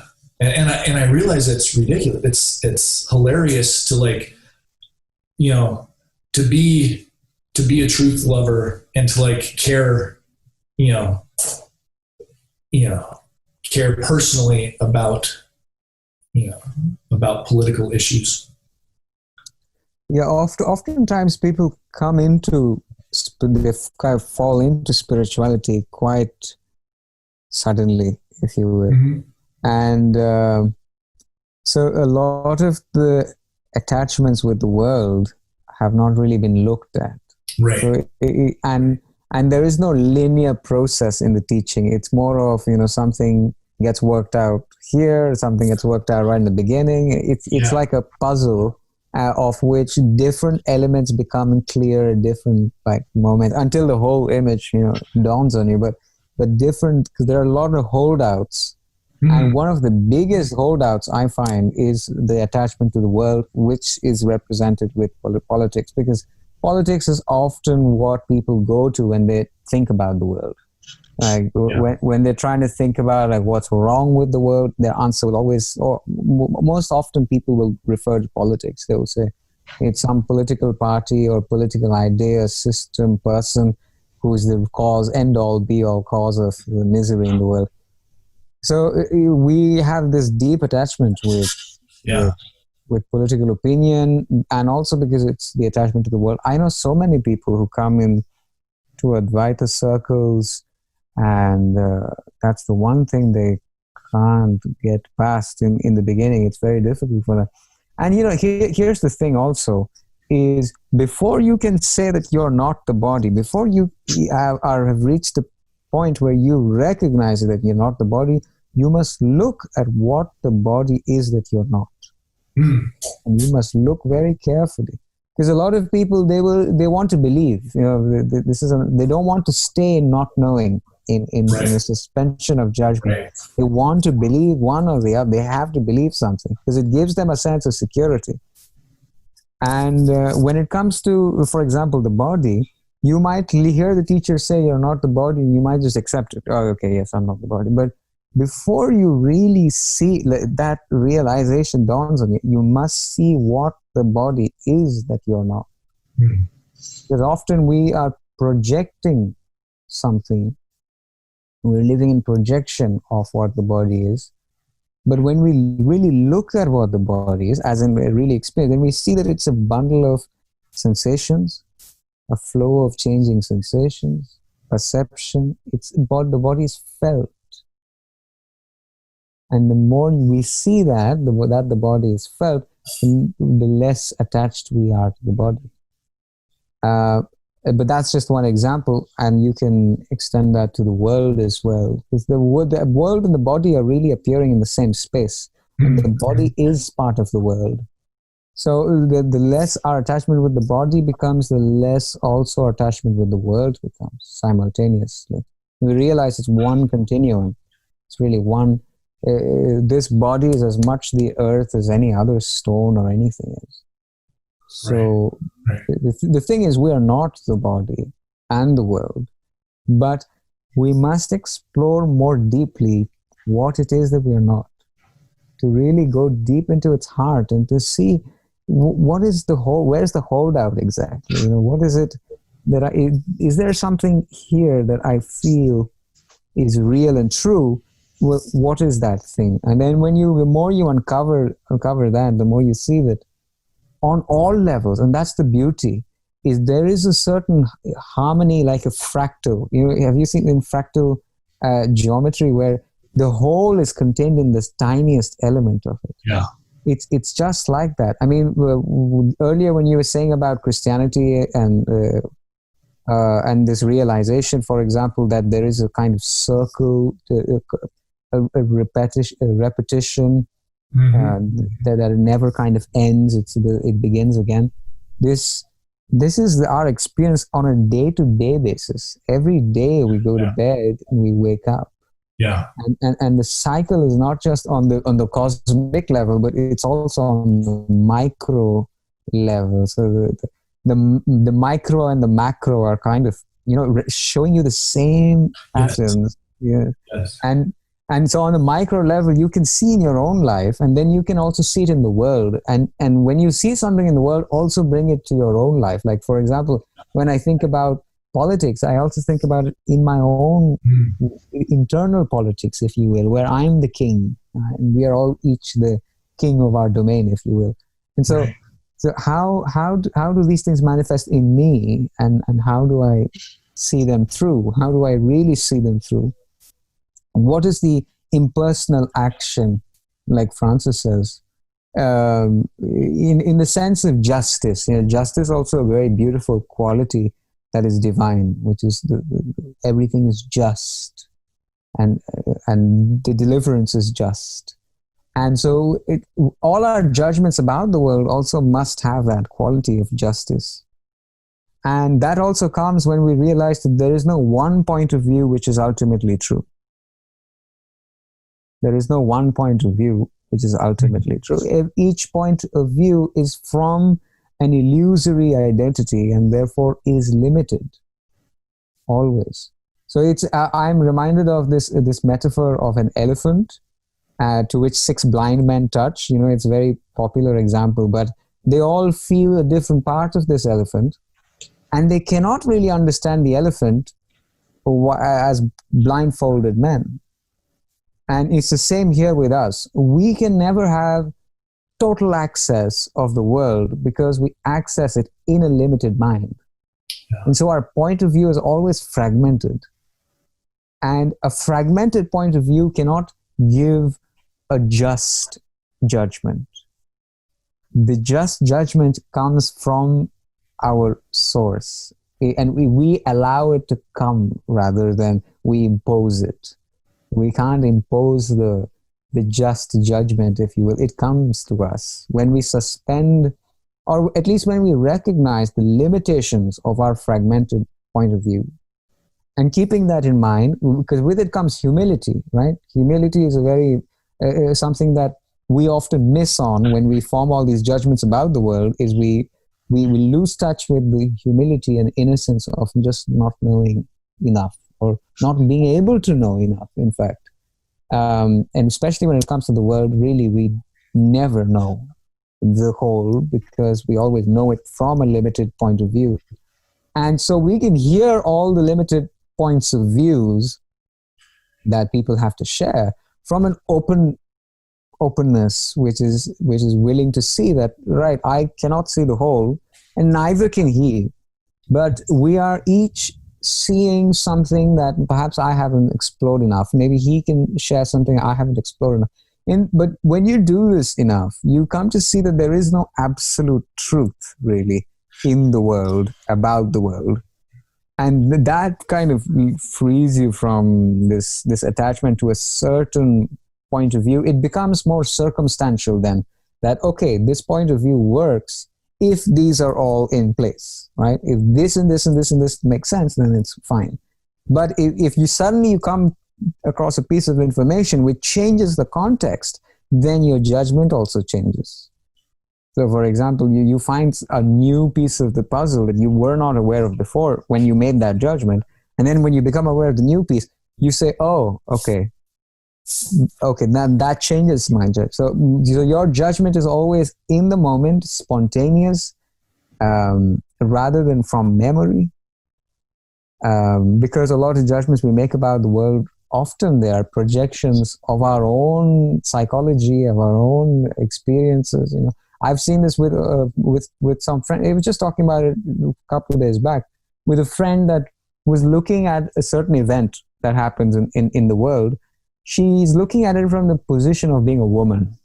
Mm-hmm. So everything gets judged as being a woman, and she's always supporting the woman's side.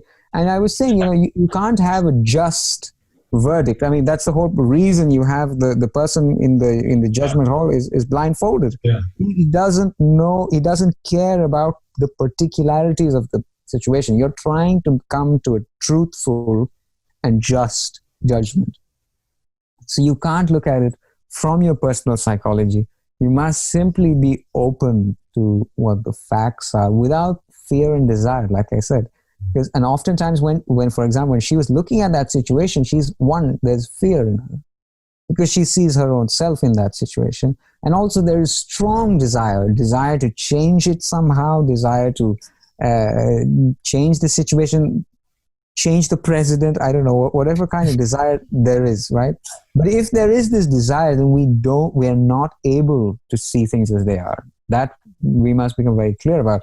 Is then we see that, okay, it's only when I'm in a place of openness, welcoming whatever the situation is, that the right judgment comes out of me, if you will. Also, can I just say, read a quote on this whole left-right division by Buckminster Fuller. Have you heard of Buckminster Fuller? He's the C60 guy, the kind of dome.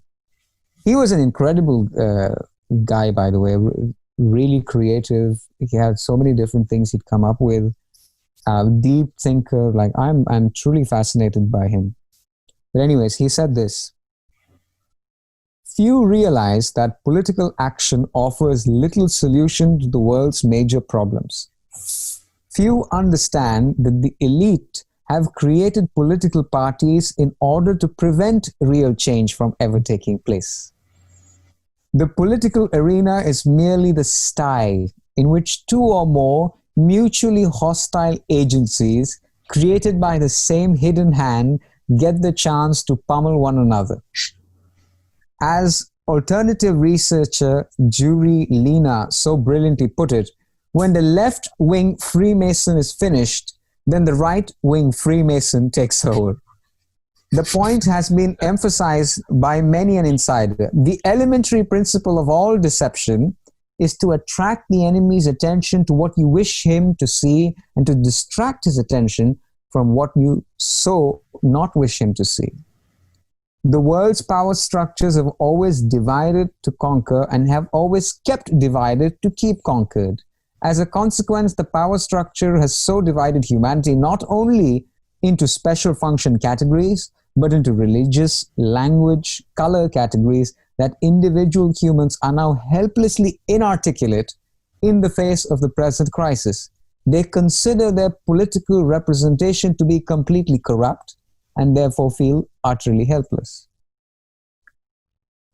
What I really like about that is he brings to surface this duality which we remain in the political arena, just as in every other arena. It's the same. We find ourselves stuck between a duality, which keeps us fragmented and never allowing us to truly understand the whole.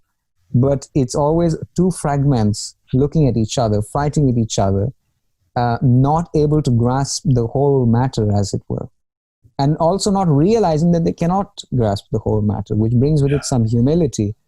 But it also keeps us divided between these two parties. And in the end, whatever happens is the kind of the same thing. This is the funny thing. I mean, you look at Obama's term and you can look at Bush's term, they kind of ended up doing similar things. Yeah. So this left and the right, it merely serves in dividing us rather than being able to look at the facts of the matter. Because often, people will change their view depending on whether they know that the said person is on the left wing or right wing. I can say something and they will not know which position, where I stand, and they'll say, yes, I agree. And then maybe I say that this is what Bernie says, and you're like, whoa, that's perfect. And then you say, oh, actually, that's Trump. And and it completely, shakes them because anyways, their whole worldview, their whole point of view was fragmented to begin with.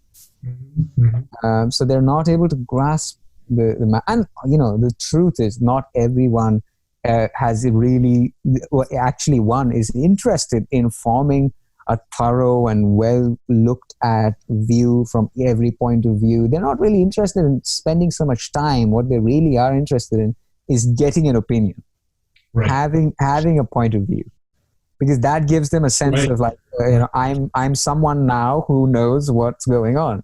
Whereas honestly, the truth with most of us is that we have no idea what's going on. Right. We're rather clueless, but it gives us a sense of security and also gives us a sense of membership as part of those that do know what's going on, to say that we know what's up. But I mean, if we are honest, then we can agree that we're rather clueless, and it's okay. This is the thing, is people feel that they must be clued in on absolutely bloody everything, and the truth is you don't. It's fine not to be clued in everything.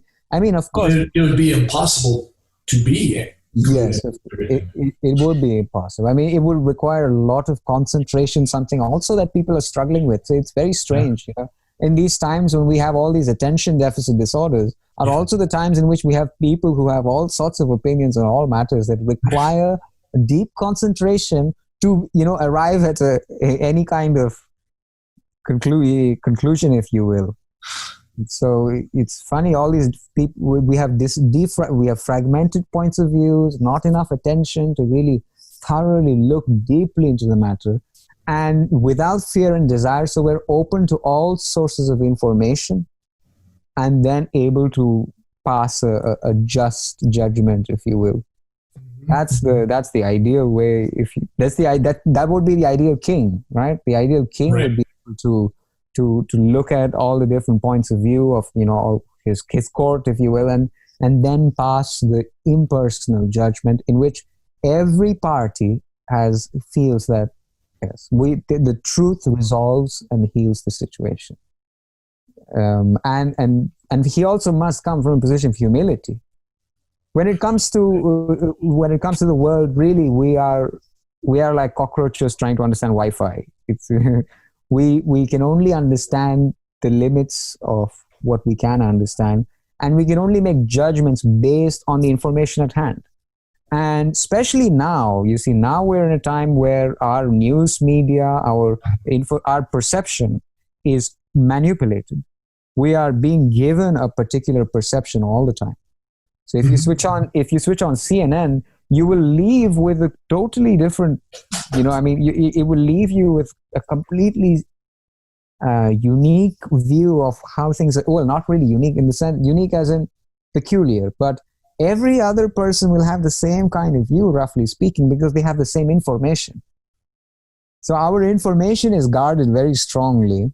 And so our political views are rather, they get divided in those categories by design, so to speak.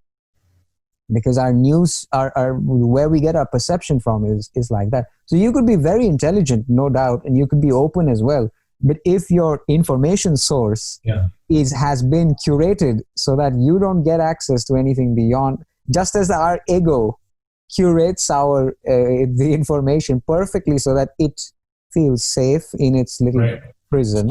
Same way the world also gives us information that is perfectly curated, and so that we don't get something beyond the boundary, so to speak, beyond the box. So that also keeps us divided perfectly into little camps amongst each other, across party lines, across intellectual lines, every other kind of line. And we're fighting about the same information. Maybe someone feels that they have more information, but there is no real openness for information to get shared, and a medium whereby we can share information, make it accessible to all in a really impersonal manner. I mean, I imagine that's what the purpose of a news agency in a democracy was supposed to be, which was to offer impersonal information about what's going on in the world. But it has not done that at all. It has been really something that supports the power structure. It's not been there for the people to know what's going on. It's been there to rather show them what they are supposed to think. Show them just what the perception, just basically perception management. It's curating what they must see, what they can see, and nothing beyond it. That's why you have so much censorship going on right now. You have YouTube sort of, and their advertisers won't want to advertise on YouTube because there's all this content on YouTube, and so YouTube has to censor all these YouTubers. And so, your average person is kind of treated like a child whose information has to be carefully given to him. Don't give him all this stuff that he can't bloody comprehend because he's stupid. And this is another common view that we have in our culture, is we tend to see each other as being rather stupid and needing some expertise somehow. Some expert needs to come save us, because the vast majority of us are just stupid, dumb people. But I think that's very far from the truth. people might not be gifted with the same kind of the gift of intellect in the common sense word, which is, high IQ, able to process a lot of information, being very articulate. That is like what intelligence means in our society. And that very few people have, agreed. Yeah. But intelligence, as in the source of intelligence, is in all. And the fact that we can even understand each other is tremendous intelligence if we come to see that. The fact that we can comprehend is tremendously is a man like a it's a display of our intelligence. And so you might meet that stupid person who is busy milking cows, and yes, he might be stupid by all the normal categories, but he can understand the same wisdom that we are understanding over here. I mean, this is the deepest wisdom, so he is able to comprehend that too. So I really feel that we are all deeply intelligent. In fact, we're all the source of intelligence, if we are open to that. We might have different abilities to comprehend, to grasp, to articulate, but to understanding is our nature. So intelligence is closer than close. And if you treat people as though they are intelligent, often they surprise you. They show you, in fact, that they're even more intelligent than you had assumed them to be. But we, in our society, we don't give each other that chance. Our news channel, our political parties, our politicians treat the vast majority of us as children. And we look at them as parents who need to fix and solve everything for us. That's why when you look at what's the problem with the world, immediately they go to the politician. My father is not bloody keeping his house in order, so everything is wrong. So there's not enough talk about responsibility. We're woefully unaware of our own God-given freedoms. We don't have to fight in the court. We don't have to write a constitution for them. There are God-given freedoms. But political parties usually take these away and then give it to us as though it's like, they're doing us a great favor by allowing us to get out of our house. But I mean, this is our God-given freedom to be able to be wherever we so desire. Yes, but I mean, the point of everything I said was to show how limited we are in forming our political opinions. Not just innocent. We are innocent in this matter. We're pushed into these positions where we have to pick something to make a point in a conversation, and often we each have limited information to make those judgments on. And moreover, we are given the information that we are supposed to be given. We are led to believe that what we're supposed to believe, and no more, no less. So everything is perfectly curated so that even the most intelligent guy will think along the lines of, what the stupidest guy with that information. But if you make us open information, which is not there in the world right now, but if, for example, we had an open channel of information about everything that's going on in the world, one, but second, we had the openness to be able to listen to this. Because, a lot of people might say that they are, but often when a contrary view comes, or a contrary piece of information comes, it really destabilizes the ego, which is perfectly set up in its tent with all the information that it has. So it doesn't want new information because that will change the whole bloody thing. The whole map has to be thrown away now. I thought I had perfectly figured it out. That Trump was the greatest scourge evil on the planet, and now you're giving me this new information. And I need to change my position. I'm not going to. So that's why they don't. I know a lot of people that no matter how much information they are given, they won't change their political view. They're so attached to it, and they're so divided in little tribes between each other. And that's, for me, also a little tragedy about America, is what America has become now, and the founding principles of America, and how they used to be at least maybe in the 70s or 60s, even 40, 50 years ago, they were not as fragmented as they have become now, where you really have two opposing points of views that can't even look at each other And I mean, the popular view is something that is kind of expected one would have, because if one is paying attention to TV, going to school, if you go to university, you come out with same views. And that was kind of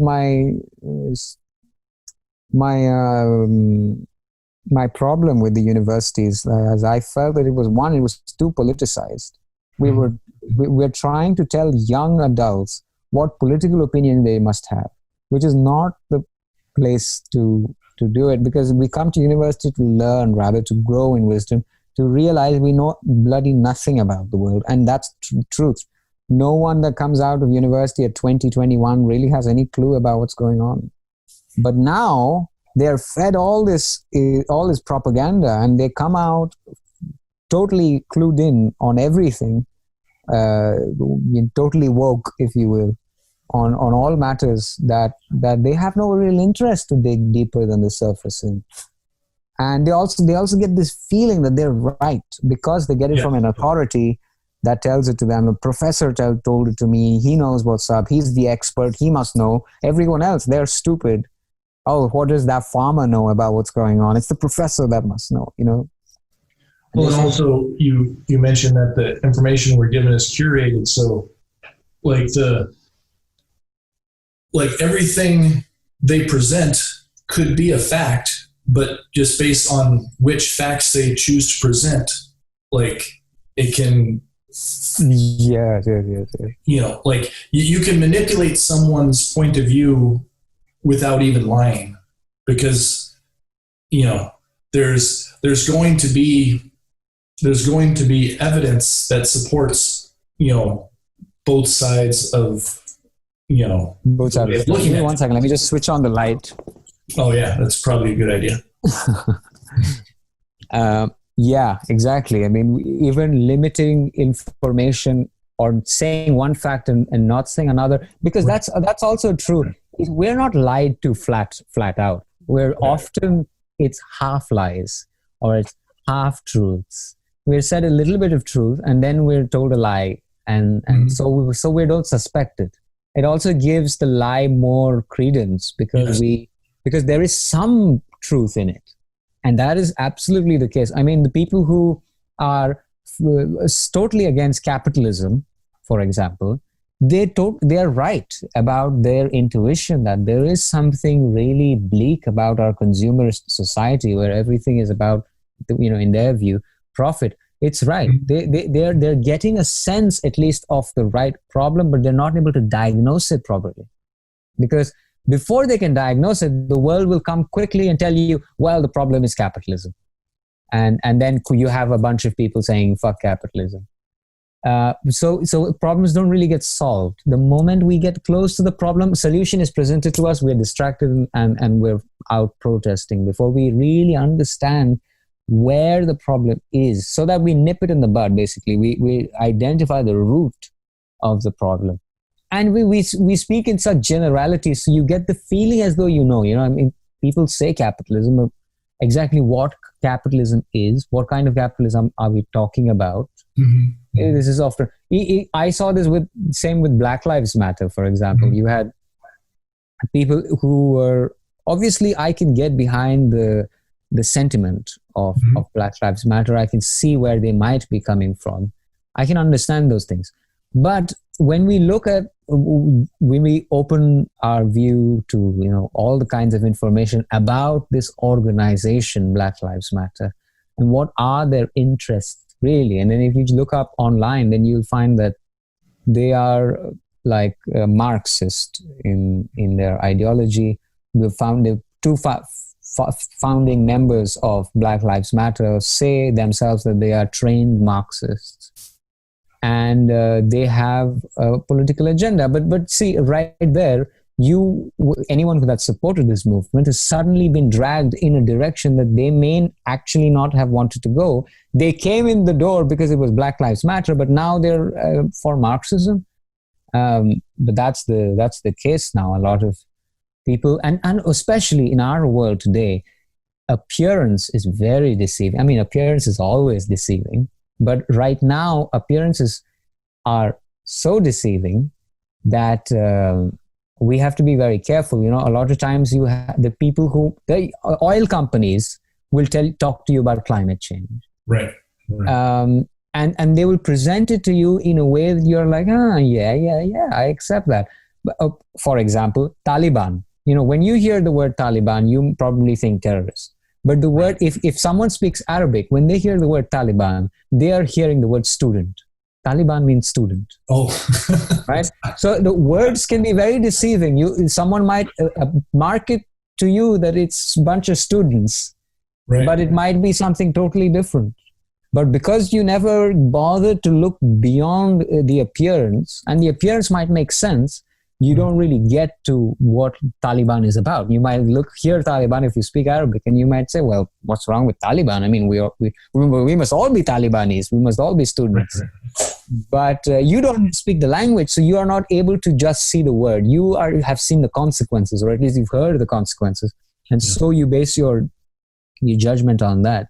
But this is true on everything. I mean, the way we understand our soil, the way we diagnose climate change as a problem, there's so many generalities we work with, so many superficial explanations that satisfy us on the surface, but don't really solve the problem.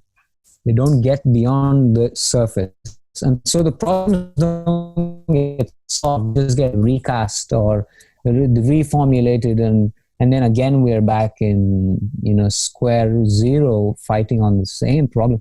And many of the problems that we have in the world right now are old problems. In the 60s, people were fighting about this. Even before that, people were fighting about this. Right from before Hitler, and we were fighting about similar things. And so these are old problems that we have not been able to solve because we are not being able to reach the root of the problem. It's constantly diagnosis on the surface, and it's no real diagnosis. It's more of a distraction. And that's another point in that quote that I spoke about, that how when the left Freemason ends, the right Freemason comes, or it's the same things are happening, but we get the feeling as though we're making some change without actually making any change.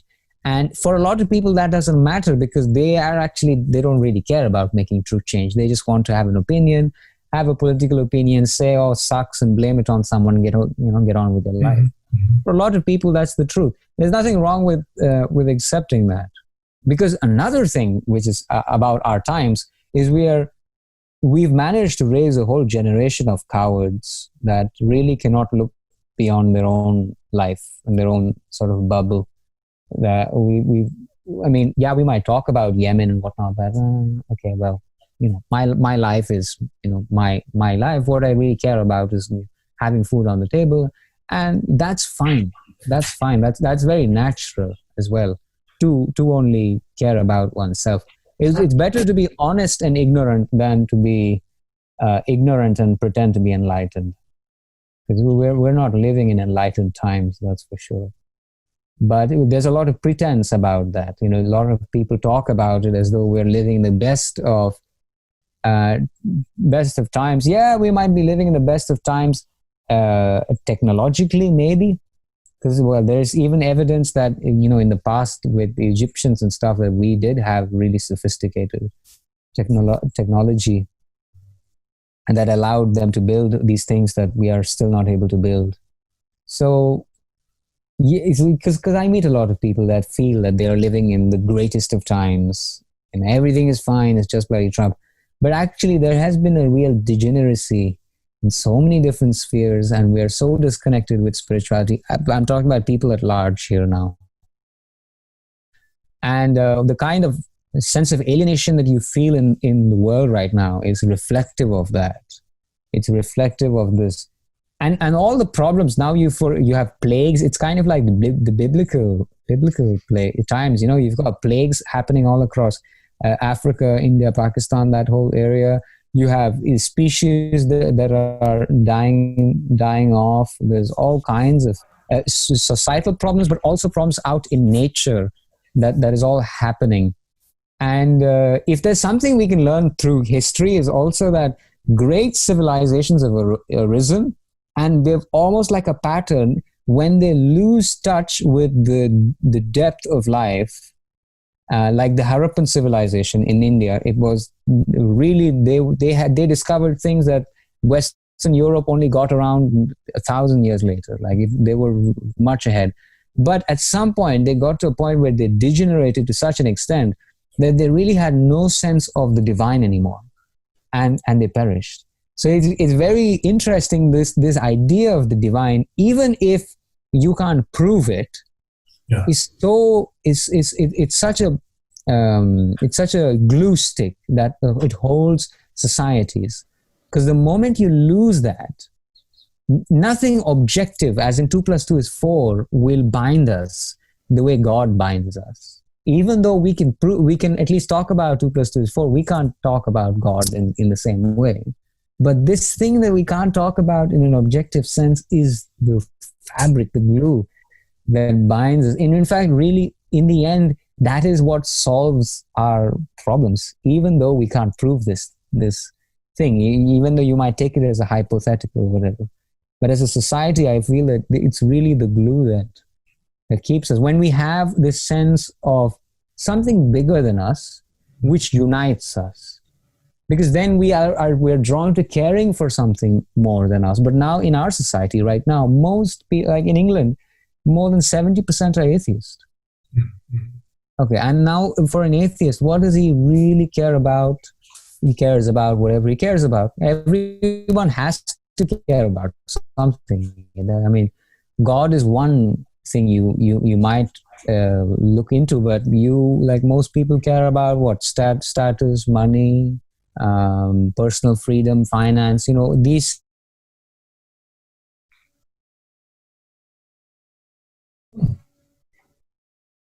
Completely cut out from here. I'm dead.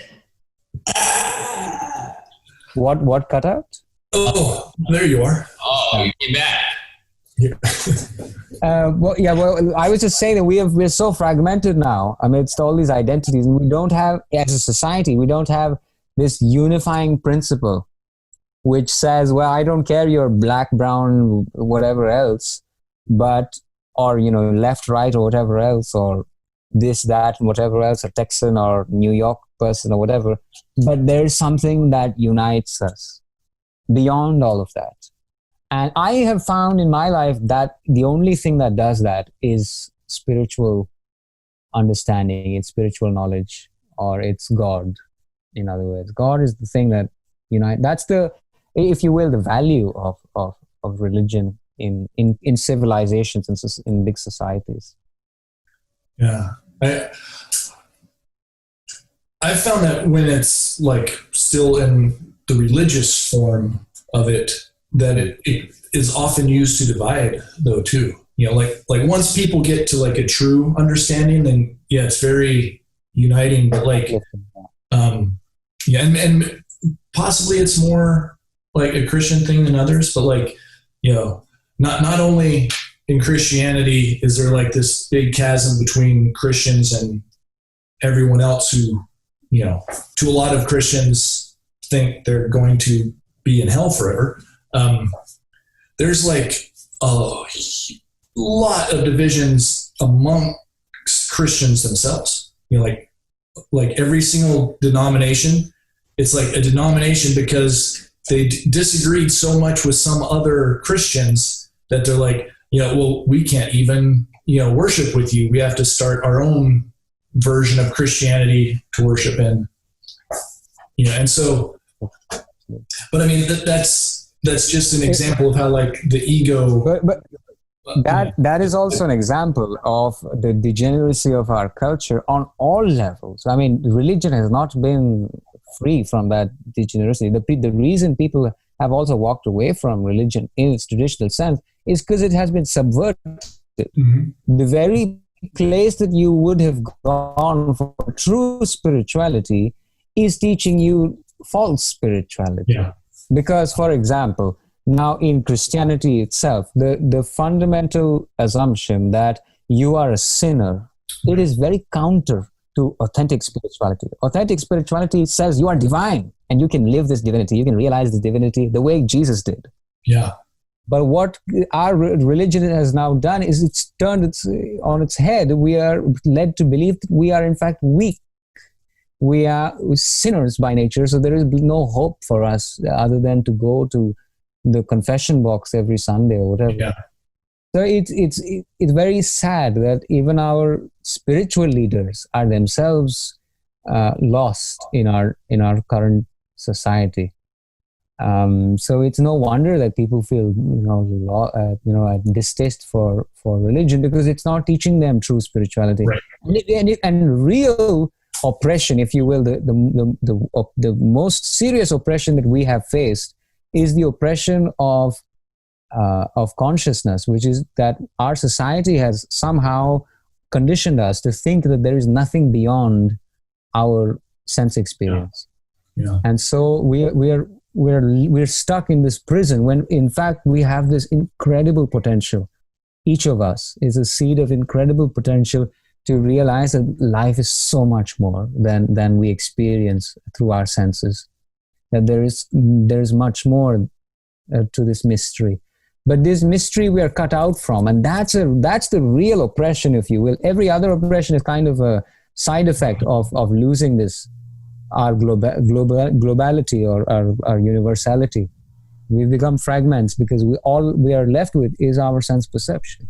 And also we've been cut out from history, because history is also presented to us like, know the history that you're supposed to know. Don't go looking, because most people won't look beyond the history that they come to understand from culture. Right. But once you look at history itself, which is a vast topic, then you come to see that so much history has been hidden from us, so that a particular version of history is kept in our minds. So, for example, we don't realize the depth that a past culture had arisen to, so that we can maintain this idea that life is only like a linear graph, like we were shit and then we were less shit, and then now we're less shit. Well, actually, it's not like that.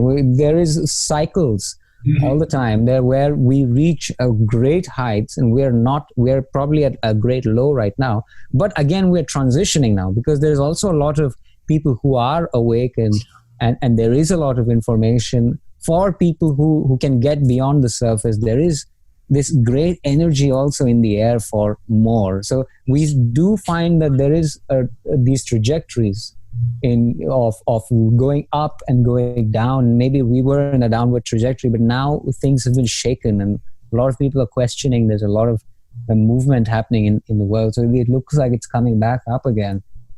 But when you see in individual journeys and lives, it seems like a lot of time you're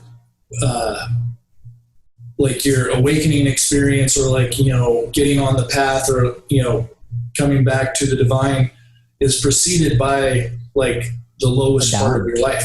And it might be that, like, historically, and in lots of ways of measuring it, it's not that bad. Like, the number of wars going on now actually isn't that bad compared to other times and stuff. But yeah, spiritually, it seems we're going through a pretty dark time, and that might be, because we're on the way up. About to rise. Yes, absolutely. Because when you're in ignorance, you really have to go through a period of suffering, where you come to see that everything you knew was not how it was, or everything you knew about the world is not the way it is. And there is a period of disillusionment always. Yeah.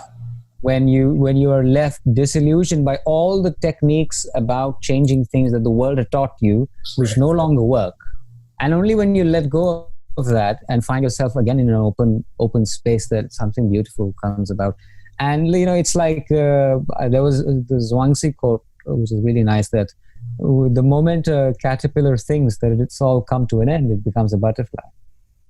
What? The moment a caterpillar thinks that it's all come to an end, it becomes a butterfly. Yes. It's a very age-old archetype that things descend and feel as though they're getting over, and then re-emerge anew in a much better fashion. So right now, that's kind of my feeling, that we are going through some period of transition, because there is so much happening. It's very energetically, it's very active. There's a lot of chaos happening, and we are becoming more conscious of how degraded we've become in some sense. Because a lot of people may not have been aware of what's going on in universities before, but now it's kind of on your streets, and people are really upset about how things are. Whatever their judgment about it or conclusion about it might be, the fact that we are all not very happy about the state of the world is no surprise. It's no secret. Like, we all kind of feel that, even though if we might come to different conclusions about it, one person might say it's Trump, another might say something else, but we can all agree that we're not where we need to be, rather. But the more, I think things will probably get worse, honestly. It will probably, because there is so much ignorance, and the deeper the ignorance and attachment is, the more the suffering has to be to liberate. It's a cruel medicine, but it has to be that way for something new, for the openness for something new to come about. Yeah. You lose your old structures, then only something new can come. And you can't lose your old structure because somebody sitting somewhere decided that it will happen. That no matter what the conspiracy theories are, ultimately what happens in the world is determined by God alone. So even the degeneracy and the fact that we would be in this kind of state is divine will, if you will. So that also gives us a sense of security and faith that the true power that running the world is no person sitting up on some pyramid, but it's God.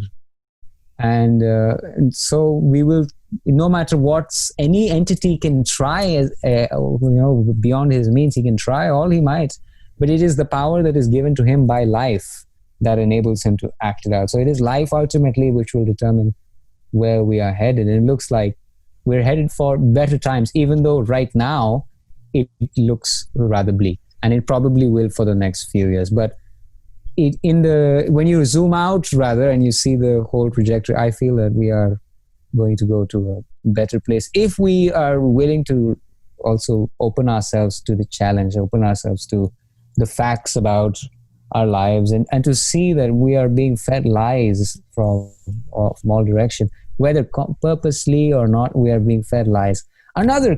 Just another point that just came to my mind, which I was going to say, is that our scientific paradigm is also left us feeling that everything is random. And when you look at things as though they are random, you're completely helpless, because there is no sense of meaning to anything. It seems like, yeah, well, that's random as well, and this is random as well, and you can't see the car's coming to hit you, because you think it's all random that a car is on your street and not a part of a perfect play, an interplay, which is meaningful, that it does have a purpose. And in our own lives, where when someone is depressed and feels that their depression is random, they are totally helpless to bring for a transformation to really happen. It is only when they see that, oh, there is a cause, there is a belief I'm holding, which is causing me to feel this sense of alienation and entrapment and sadness, whatever. Once that comes about, then something can happen. Then, because that's a touch from something beyond, rather, in that moment, then a transformation can really happen. But if you think that it's all random, then there is no hope. There's nothing you can do. You're helpless, basically. So, and there's no responsibility one can take either, because one doesn't know any better.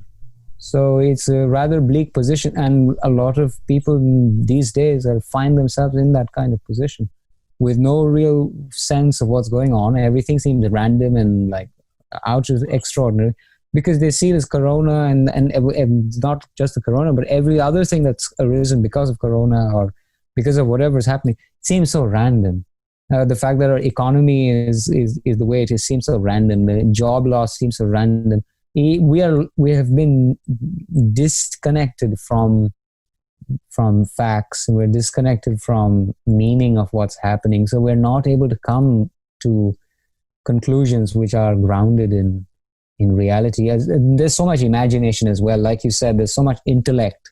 We all have nice models about what's going on, but really being in touch with what's really going on is quite rare in these times.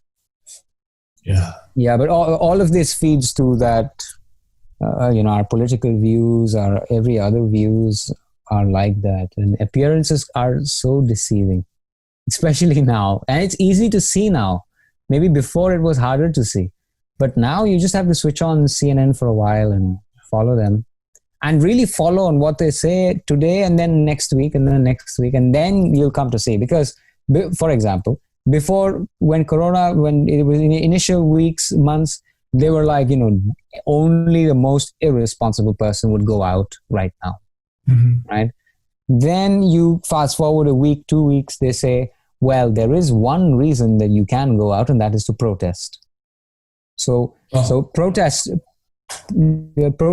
for Black Lives Matter was justified. On CNN, they were all justifying and saying it's perfectly okay.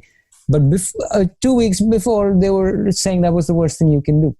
So you see, I mean, there are so many holes in this picture, if one is open to it, to seeing it, that there are so many holes. On one side, they say it's a great problem that we need to social distance hardcore. But on the other hand, there are millions of people all around the world protesting about Black Lives Matter. And this is the time they found to do it, which is kind of interesting.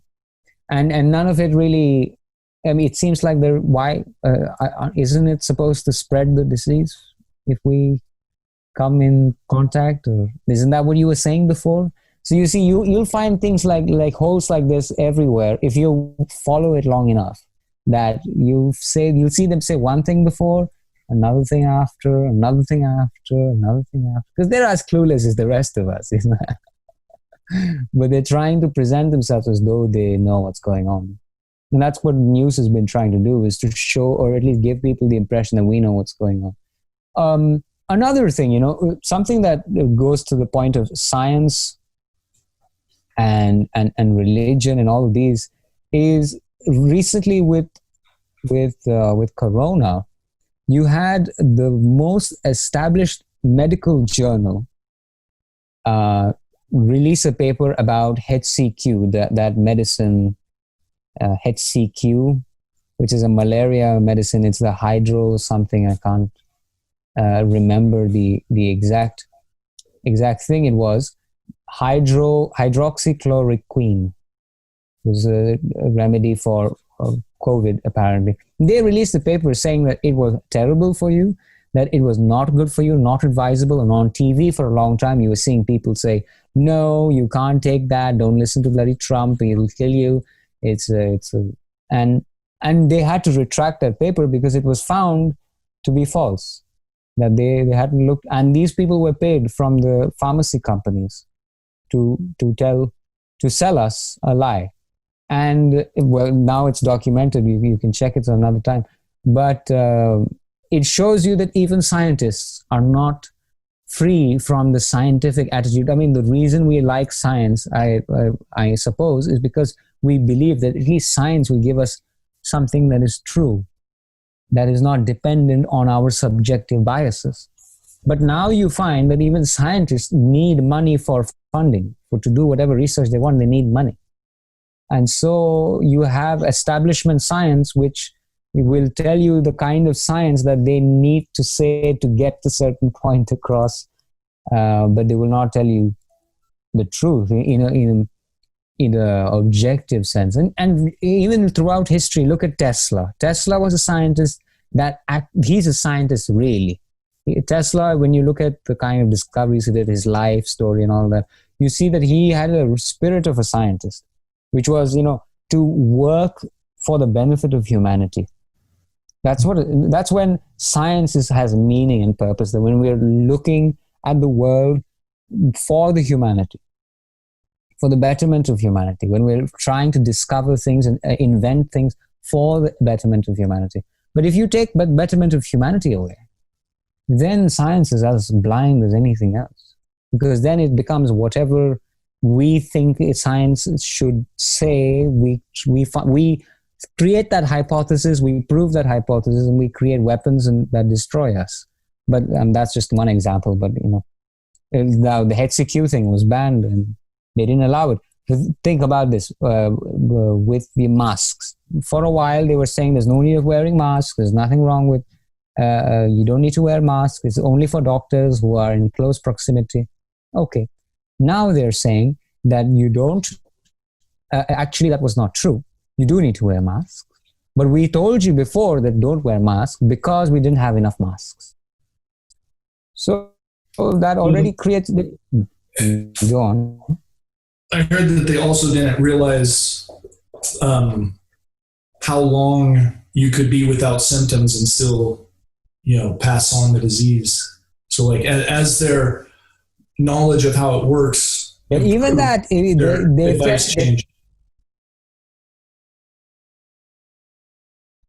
But even that, they keep changing the tune on it. And right, when we were talking about we're talking about the establishment science. There are lots of doctors and scientists who have different views, but we have been going on consensus. This is another thing. Truth is never a consensus. Truth is either true, even if one person knows it and 99 people don't.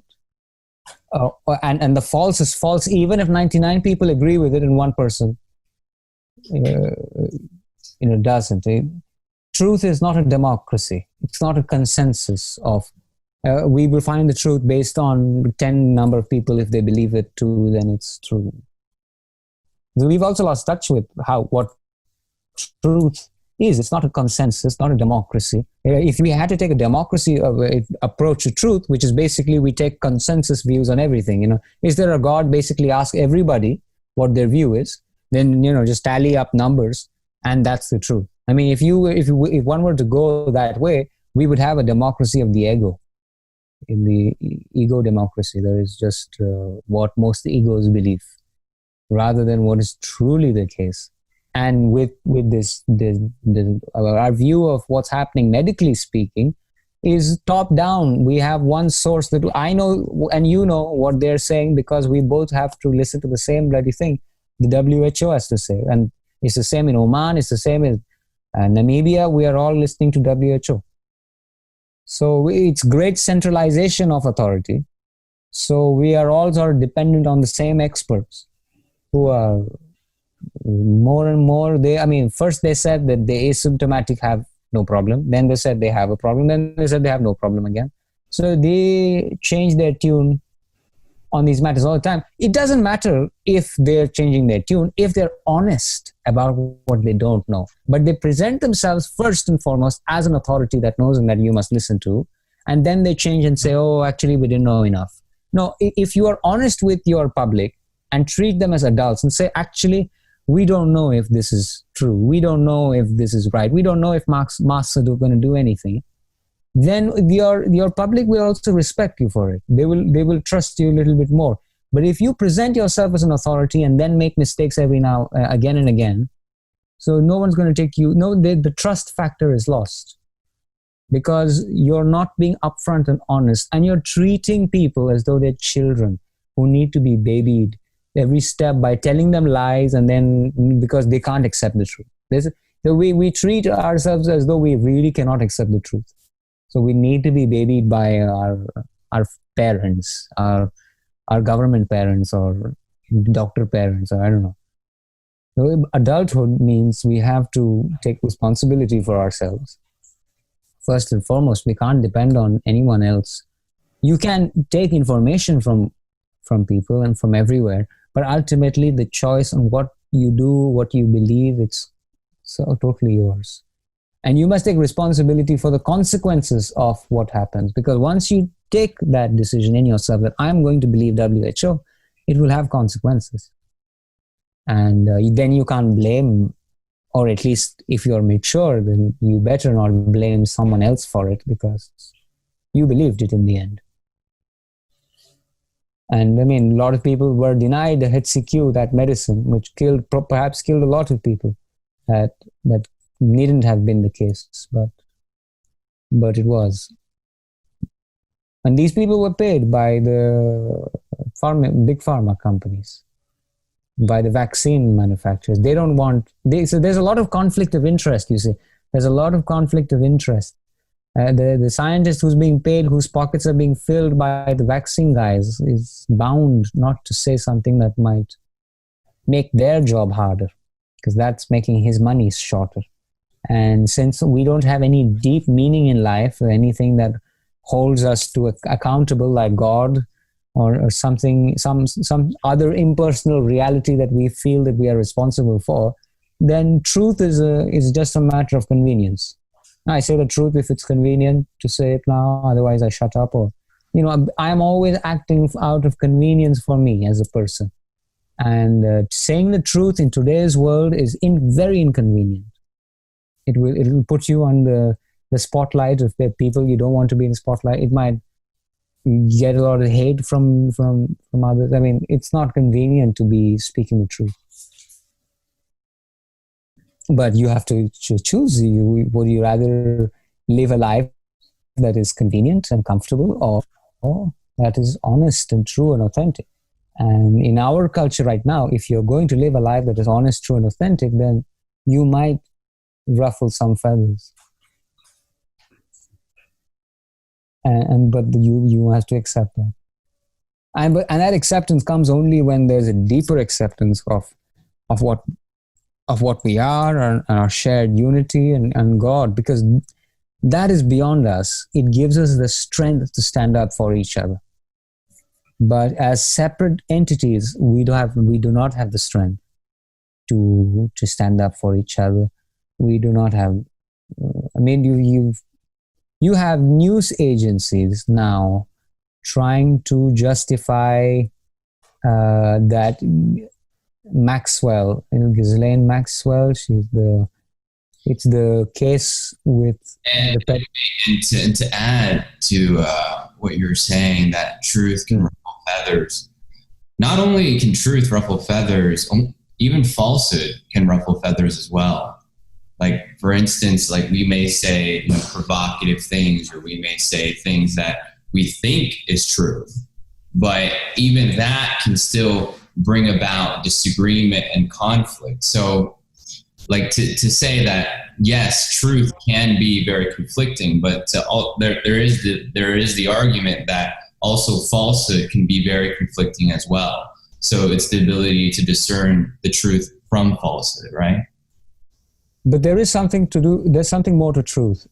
Yes, falsehood can also create division. Falsehood is what creates division. Truth is what heals. So it might ruffle some feathers initially, right? It might cause a difficulty initially, but if truth is seen as truth, and if it is really the facts, then it heals us. Only truth has that power to heal us. Well, when we are told the truth about what we are, or even in the world, when we see what is really going on, it heals a certain division in us. We are reunited with facts, and we find great security in facts, in the way things really are. Whereas falsehood always creates division, and there's no healing. Healing needs acceptance. Without acceptance, you will never heal in life, whether that's personal or impersonal. If you have a problem that you're not willing to accept, if you have something you can't welcome, you're not going to have any healing. And that's how facts are. Facts are something to be accepted if they are what they are. And to see that, you must be free from desire to change it and the fear that it will be the case or not be the case. You have to be free from those. Then you can see the facts. And then you can accept it. And if you can accept it, you heal yourself and you heal the world. But if you can't welcome, if you can't accept, there's no healing. And that's a big difference between truth and falsehood. Falsehood never heals. Never. It only temporarily gives you a sense that it's okay. But until the feeling that it's not okay becomes even deeper. And it will again temporarily mask again the sense of, no, it's not quite. It becomes deeper until it really gets through and you feel, no, it's really not okay. And then you want to change something, or something must change then. That's the end point where something really must change now. But it is what changes in the end is truth, it's acceptance. And acceptance can only come when we see with an open mind. Indeed, acceptance. Also, to add to a different narrative to the Corona thing, recently I went to Huntington Beach, and there was this narrative, this social conditioning due to all the news and all the people that I was being surrounded by. It's like, now is not a good time to approach people at the beach or approach people in general because of the social distancing and all that stuff. But what was very strange is that I would approach people and I would film people, and the level of receptivity that I got from people, and that people were actually down to be in the video, it just to add to a different narrative of the world going down to shit, you know what I mean? To add to a different narrative, like people were just so open, people were willing to share about themselves, people were still willing to connect and almost refute the ideologies that the current mainstream narrative is and all that stuff. So that was one. And also, I'd go on hikes, and I get that this is just like one limited view, but I'd go on hikes and, I would say hello to basically almost everybody. And the amount of receptivity that I got from people was absolutely insane. But again, in places like Los Angeles and other places, I'll notice like a different energy, and there's a more tense energy, and that kind of fits the narrative of the world going to shit. And the idea of, acceptance, I find that acceptance is so beautiful right now because there's so much disagreement going on between this point of view and this point of view about like Corona and all that stuff. One point of view has more believability or more weighted towards truth, and this point of view less weighted towards truth, right? And then weighing out which pair or point of view to kind of adopt in that. But that's how I go about it. Like I weigh out which point of view has more validity and based on my personal experiences, and I choose that for the current period of time that I do. And the ability to, accept people for just where they're at, because, there will be people that will come up to me and they'll be like, hey, you got to do this, you got to wear your mask, or you got to do this. And then although there's a disagreement there, and of course they're going to disagree with what I'm doing, right? Although there's a disagreement there, like the ability to just accept them as to where they're at dissolves the energetic resistance that I have towards them. And that's why I really love the, I don't see that the world is going to be, more like, I don't see any of us, like all of us, like becoming enlightened. I don't really see that. But what I do see is a quote that I've always repeated and that I truly resonated with. And during my 49-day meditation, it really caught my eye, is that we are in this kind of purgatorial dimension. Yes, we can still stand up, but the ability to recognize that there are just some people that are just not going to jive with you or more closely aligning themselves towards falsehood.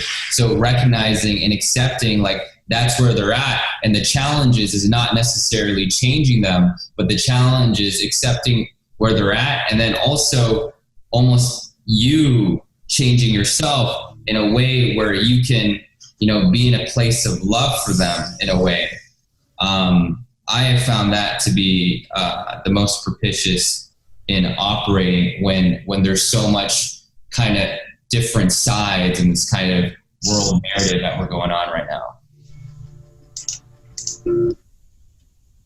Yeah, I mean, what I mentioned earlier about the world going to shit was from a zoomed out 100-year kind of perspective. It's from like looking at a more wider pattern that's going on. The fact that, most, 40% of America, 30% registered are unemployed. These things are sort of more global patterns of suffering. The suicide rates are higher than ever. There's people stuck in isolation, which they don't realize how much they need the social interaction. Lots of people are dying in these old age homes who are totally clueless about why they need to be isolated from others. So there's our justice system is not serving justice. Our religious system is not giving us spirituality. So it's all these kinds of overarching themes of our times, which I was speaking about. Of course, on a personal level, you'll meet many people who are very open, and vice versa. You meet people who are not open. That's how people are. But people are, on the whole, rather in the dark about themselves. They're in the dark about their true potential. They feel that their life is just, eat, sleep, fuck, and die. And that's a rather bleak way to look at the world, and that's the case with a lot of people. So but at the same time, like I said, it's not a linear. It's not like we go down and that's it. It's always down and we go up, and up we go and then down we come. These are the cycles of life, of yin and yang, of light and dark. We have to go through both. We have to go see both of them. You're not going to appreciate one without the other. You're not going to know one without the other. You're not going to know the beauty of a flower if it was plastic, if it never died. But the plastic the flower has to come to an end. And naturally, sometimes are just difficult and sometimes are not. And that's okay. In our own lives, and there are times when we are in suffering, in misery. There's a lack of light, hope, if you will. And then we find the light again. At least I've seen it in my life. I'm sure you guys have seen it in yours at different stages. So that's fine. That's just how life is. I mean, if we see it not from a point of view of trying to change the way things are, because that is desire, then we can see things as they are. But if we see from fear, rather, fear is, oh, I hope it's not the case. And desire is, well, I better change it in some way. Better stop it in some way. In both those cases, you can't see the way things really are. You've got to be able to get past that and to just understand where we are. Not from a place to change. Even the fear that the world is going to end keeps you from seeing the way things really are. You must accept that, okay, maybe the world is going to end. And what? You must come to that place. And then from there, when you see you're not so bothered by the world, one, and you can also see things more clearly. You might see things that other people might not be able to see because they are afraid. And they want to change things. They want to change their lives. And that's perfectly understandable. But when you want to change things, you can't see it properly. Can't see it. Because that which wants to change it it always presents to you a curated view of the world, if you will. One that is from the perspective of an illusory entity. So it's fake, it's false. So it's an illusion, but... My big question is that can we really, in this bodily form, can we really see the world as it is? Because in this bodily form, there's limitation. Like, yes, like we can let go of emotionality, or we can let go of our biases to such a high standard to the point where we can see something closer to as it is. But like just being humble, like, this bodily form still has, biological tendencies, still has, it grew up differently than other people. And just by knowing that there is still I still think there's still going to be some sort of biases that are going to happen in even just trying to see the world as close as it is. I can have the intention to see the world as it is, right? But just if you look at an animal, this animal will have night vision, right? I don't have night vision. So just based on biological difference, the animal sees the world completely differently. Just because, and even though we're technically seeing the same world, because of the biological vessel that is seeing this, they're going to see the world completely differently. So can we truly see the world perfectly as it is, even in this bodily form? Yeah, like I said, it matters from whose perspective you're seeing. If you're seeing as a person, you're always going to see a fragmented world. It's always going to be a relative world. So yes, if you're going to see your perception as true and ultimate, then you're going to be false. It's not true and ultimate. But if you're going to see as that which you are, if you're going to see from God's eye, if you will, then you will see only God, and that will be true.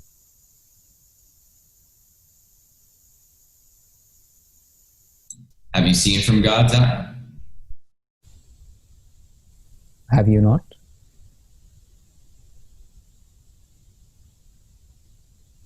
Rob, have you seen from God's eye? You see, but you're asking a person if they've seen from God's eye, and there is a mistake already in the question. You can't ask the person if the person is seen from God's eye. You can only ask God if God is seen from God's eye. And for that, you just have to ask if God exists. If God exists, then God sees from God's eye. And that means God is seeing always from God's perspective, which is that He alone is. So it's just a matter of seeing whether God is or God isn't. It's not like a person has a view of a God. That's an impossibility. The person is seen by God, in fact. That which sees the world through your eyes is God. So God is believing to be a person and then viewing the world from that perspective, and no wonder it's all crooked and fragmented. So yeah, I mean, when it comes to the world, it's all relative. There's no way that any of us can have an absolute understanding of the way the world is. It's just not possible. So yeah, I agree with you that we are limited by our instrument to know the world. Really, we can't. When do we really know the world? When we see from what we are, and then we don't see a world any longer. We see our own self. Then we are home again. That is a place of absoluteness, if you will. But no person can claim that. I can't say I see the absolute. You can't say you see the absolute. What we see, if we see the world and from our own limited vantage point, then we are going to see relative positions. There's no absolute in there. I can be wrong tomorrow, and often I am wrong, and I probably will be wrong tomorrow. And I was wrong yesterday, and that's just how it is. So when it comes to the world, please don't take anyone's word to be the gospel. But what I mean when I say to see from God's eye is when you see things really free from desire and fear, you can discern more clearly. You can say, this is true and that is false. You can't discern when you have the desire to prevent the false to be recognized as the false. If you have a fear that the false might get, you want to protect the false image. Maybe you have a false image of yourself in your mind. You want to protect it. So there is fear there.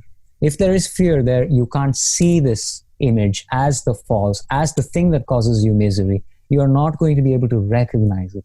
Even that point which Francis keeps harping on, which is that the root of suffering is the belief in being a separate entity. He's been harping on that for ages. The only moment when you can actually realize that is the case is when you are free from fear and desire. Only then will your mind even allow you to acknowledge that that is actually true. But before that, it will hear it and will say, okay, yeah. But you know what? The real problem is I don't have enough money.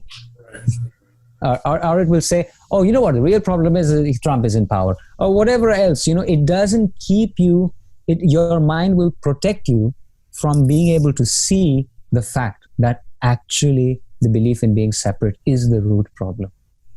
But when you are free from fear and desire, you don't want to change your situation, and you're not afraid any longer, then you can see it for what it is. And when you see it for what it is, you're free from it, right? But before that, there is an anxiety already. Anxiety is built into the ego system structure. So any moment of a little shakiness, you come into anxiety. And there is anxiety. There's also negative feelings which keep you from going there. So negative feelings act like the dragon that hide the gold. They won't let you get to the gold by being the scary dragon. And so the prince has to go there and slay the dragon, which is to slay the fear and the desire, and then access the gold. And then when the fear and desire go, then you're no longer afraid of the negative feelings. You might have the anxiety come up, but you're the prince who can slay the dragon now. And then you can. Well, it's funny because I think from the ego's way of thinking, and it's easy to go along with, is that those feelings of anxiety and fear, like, are warnings that you should danger. back. Yeah. You should, like, it's trying to protect you. So, like, you should heed those feelings and turn away. Whereas more often, those feelings should be a sign that you're on the right track. Yes, absolutely. Well, for instance, this being a part of this podcast, like when Min suggested it, like this anxiety welled up, and like, from the ego's point of view, like, that was a warning not to do it. But then I was like, well, no, it's probably that I wouldn't be feeling anxiety unless, like, I shouldn't do it. Yeah. You should follow the I mean, isn't that like Mountain Dew ad? Like the freedom is across the edge, or I don't know, something like that. I don't know. But they're trying to indicate something true there, which is that it's usually, freedom is usually beyond what you fear the most, and usually wisdom is hidden in the pockets where real fear and insecurity lies. Because when we go there, we liberate ourselves from it. But these feelings, we believe that they're telling us the truth. That's the mistake that we make. We think that when we feel negativity, that in fact it's coming from a true place, that this is really truly the case, that I'm truly separate, and so misery is really the truth. But that's the mistake we make. And when we see from awareness, not from mind, not from memory, not from concept, but from what we are, when we allow what we are to see really, that we believe ourselves to be separate. And whenever we have believed ourselves to be separate, we have produced in us misery. We have produced in us comparison. We haven't felt good enough because we compare. What is enough? Enough is only by comparison. So this is built into our ego structure. If we take ourselves to be separate, we suffer. So at some point you find the wisdom in you to see that, okay, I stop. It's the same with trying to get happiness.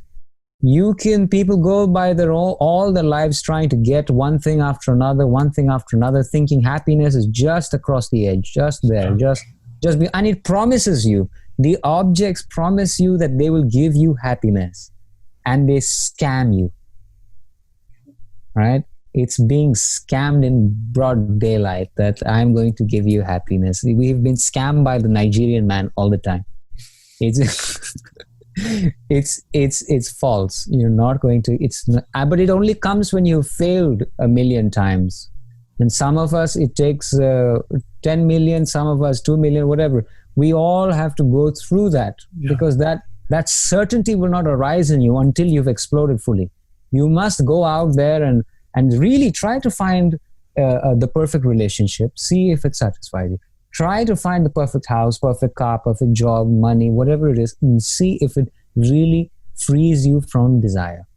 What I find crazy is that when I had basically almost nothing, I was actually free from a lot of object attachment.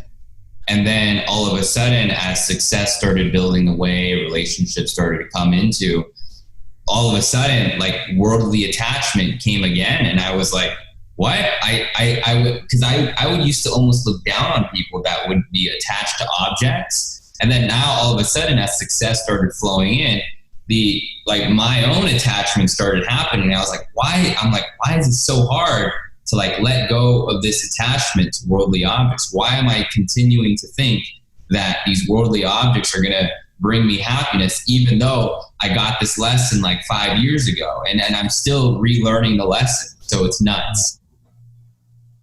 Yeah, we continually go deeper because it repeats. Yeah. Life is like a beautiful teacher. It will send you the same bloody message for the millionth time, and we find ourselves in the same situation. Like I have been in maybe 3 relationships who had the same problems.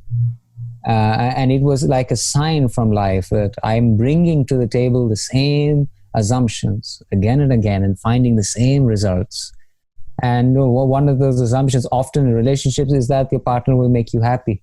Or in other situations, it is the world will success will make you happy. This is a common one. But I have met many people, successful people, who now have a different kind of problem. Now their problem is that they don't want to be led by the crowd. They feel that they are now stuck to what the crowd wants. And so their crowd determines what they can do, but maybe they have more interest. Maybe they have bigger interest. Maybe they had something more they want to do, but now they're stuck. So you see, even success has its own, it have its own problems. And so even success doesn't really make us happy in the sense of, we are truly fulfilled. And nothing really, no object can take us to the objectless, the free from representation and desire.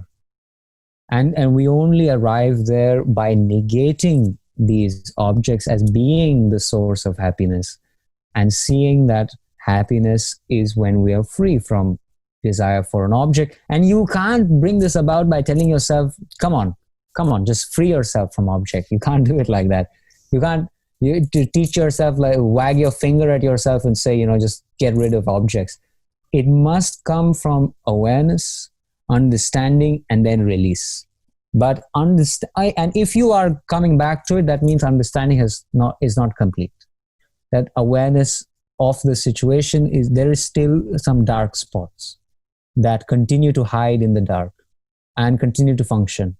So the ego has hidden from you certain things that continue to play the show in the background and keep you from seeing things as they really are. That's why a lot of people, they'll say, I got it already. Why am I seeing this again? It happens very often. I know quite a few people who say, I got it already, that I'm not the body. Why am I doing this again? It means that you haven't gotten it.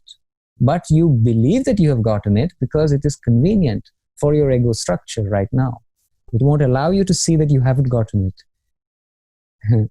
But once you accept that, then okay, you might be able to go deeper, and then you might be able to see the things that you were keeping from sight. Because when we accept that we don't know, then we can know. We allow ourselves that possibility to know now. But if we pretend to know when we really don't know, then it keeps us from knowing. We because our assumption that we know keeps us from knowledge. That's why every student, to be able to learn, must come from a place of humility and must maintain. And truly, if you're a true student of life, then humility will always be with you. And it's not a humility that you try, it's humility that you come from actually learning about life. You actually learn about life and you see that you don't know as much as you thought you knew yesterday. And so that's the whole Socrates quote of the only thing I know is I know nothing. Mm. It's age-old wisdom, which is that humility is the default position. It's the true position of true attitude of living.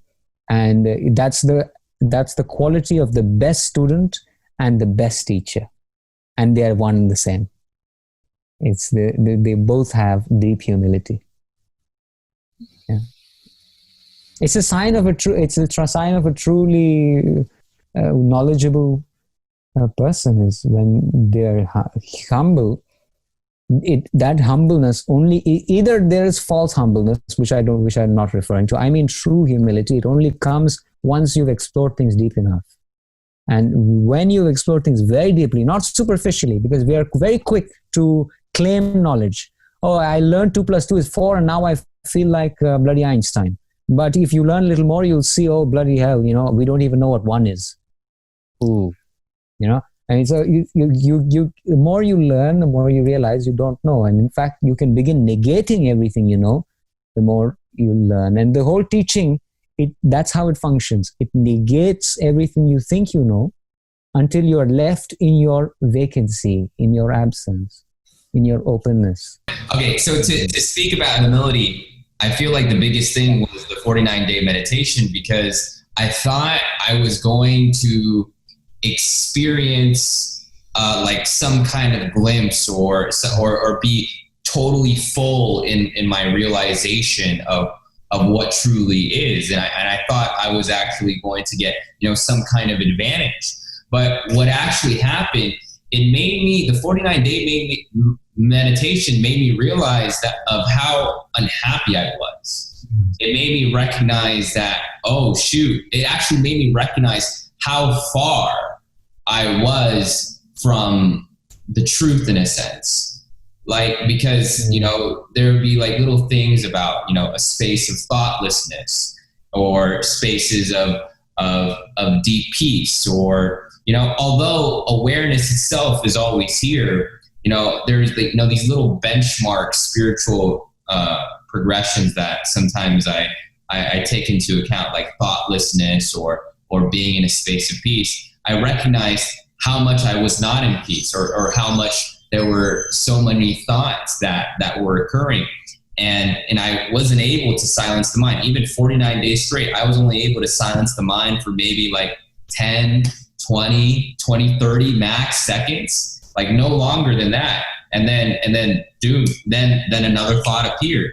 So it made me recognize how almost far I was away from complete realization, even though paradoxically in spirituality, it will say, realization is like right here, right in front of you. It's subtle, it's right there. And yes, there was qualities that resonated with that in that experience. But I feel like the best way I can describe that experience with my own egoic interpretation was I felt very far from the truth, in a sense. Mm-hmm. So, yeah, and that was humbling for me. Yes. With meditation, I must add that we try to silence the mind because we think we are the mind. So when you are trying to judge progression based on your ability to silence your mind, there is still ignorance there. So because the beauty of the non-dual teaching is that it doesn't need you to silence the mind. If your mind turns inwards into its source, the mind will naturally become silent. That's why Ramana says the quickest way to realization is the living question, who am I? Because when you ask yourself, what am I? There is no answer. You're never going to get an answer. It's a living question that you live with. What am I? And when you really give to the question, the living question, you find that the answer cannot be represented. You are the answer. And the answer is silent. And when you are there, my mind is quiet because you've turned inward. The mind has stopped going outward into the world and is turned inward into its source. And then the mind becomes quiet by a side effect. So the silencing of the mind must always be a side effect, never an actual effort to do. Because when you try to do it, you only disturb the mind more. Like dirty water, if you want dirty water to clear, you have to just stop touching it. Because if you keep trying to touch it and try to make it clear, you're only going to make it dirtier. But if you leave it, if you leave your mind as it is, then just as the dirty water, the sediment just falls down. It can't. So it's the same with the mind. If you try to change the mind, the mind can never change the mind. This you must understand, first of all. The mind can never change the mind. So you're saying it's a happening on its own, in a sense, because I think that's the way that I was meditating, where yes, there was a little bit. As long as there is a meditator, there is no meditation.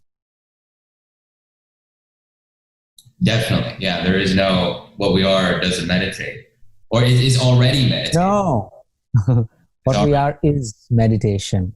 Yeah, what we already are is already meditating. It's not meditating. See, because meditating is an activity. Meditation is not an activity. Yeah, definitely. And meditation is what we are, and we know this in moments of availability, when we realize that we are effortlessly in meditation always. Sometimes we become aware of it, sometimes, and other times we are unknowingly in meditation. Like right now, you're unknowingly in meditation. But meditation is what you are. It's not something you can do. Meditation is when you stop doing. You can't do meditation. When people sit to meditate as though they are something that can bring about a meditation, they can't. They need to get out of the way, and meditation will be the case. Meditation will make itself known. But meditation is also not a quiet mind. It's being aware. That is meditation. That's all. Being aware is quiet. When you say that your mind was all busy and with thoughts, you were not busy. You were quietly looking at your mind. So you were already in peace. So when you're saying the mind was not peaceful, yeah, mind is never peaceful. You know, when Ramana was told by someone, I'm trying to meditate, I can't stop my thoughts, he said, me too. Me too. So if you think Ramana, with all those years of meditating, he never even went out into the world and he still can't stop his thoughts, then you think me and you will be able to stop our thoughts? We can't stop our thoughts by effort. It has to happen as a side effect of something, of being touched by something beyond. Yeah, I agree. It's like a happening on its own, or a side effect, as you say. What I found curious is that I remember asking Laura yesterday, and I was like, is it truly possible to be in a thoughtless space, or is awareness itself already thoughtless and we're just observing the thoughts coming and going? And what was peculiar about, I think that what I interpreted and what I got from what Laura was saying is that, yes, there is an experience where, the mind automatically becomes quiet and it stays there. So I found that peculiar because as Ramana said, it's like I still have thoughts happening, right? And then the only difference is that he just knows that he's awareness, and then the thoughts come and go. So I found in fact, the thoughts don't come up unless and until they need to. So it's very functional. If there is something we're doing right now whereby having a thought is necessary, then a thought will come up. But if you're just sitting and enjoying the scenery, you're not having thoughts, because there's no reason to. So it becomes very need to come up basis, rather than always there, even when it's not needed. When you're with your loved one and you're maybe having sex, you're still bloody thinking. So that's the kind of thought that Ramana is definitely not having. But it's thought which is functional is fine. It's actually a tool. The mind, it's a brain tool. We have our minds. It can have thoughts. It can compare. It can organize. It can divide our experience. It's useful for the mind to be able to do this. That's not a problem. The problem is really that meditator thought. It's that one particular thought, which is that, and it's a belief really, which is that I am meditating. Rather than I am meditation. I'm never meditating. I'm always meditation. There's a difference. The difference is there's an actor who is meditating, who is bringing about meditation. But no actor can bring about meditation. Actor goes away and meditation is seen as just the way things are. But you're right, there is a state in which the mind turns into itself. And that is when we ask ourselves, what am I?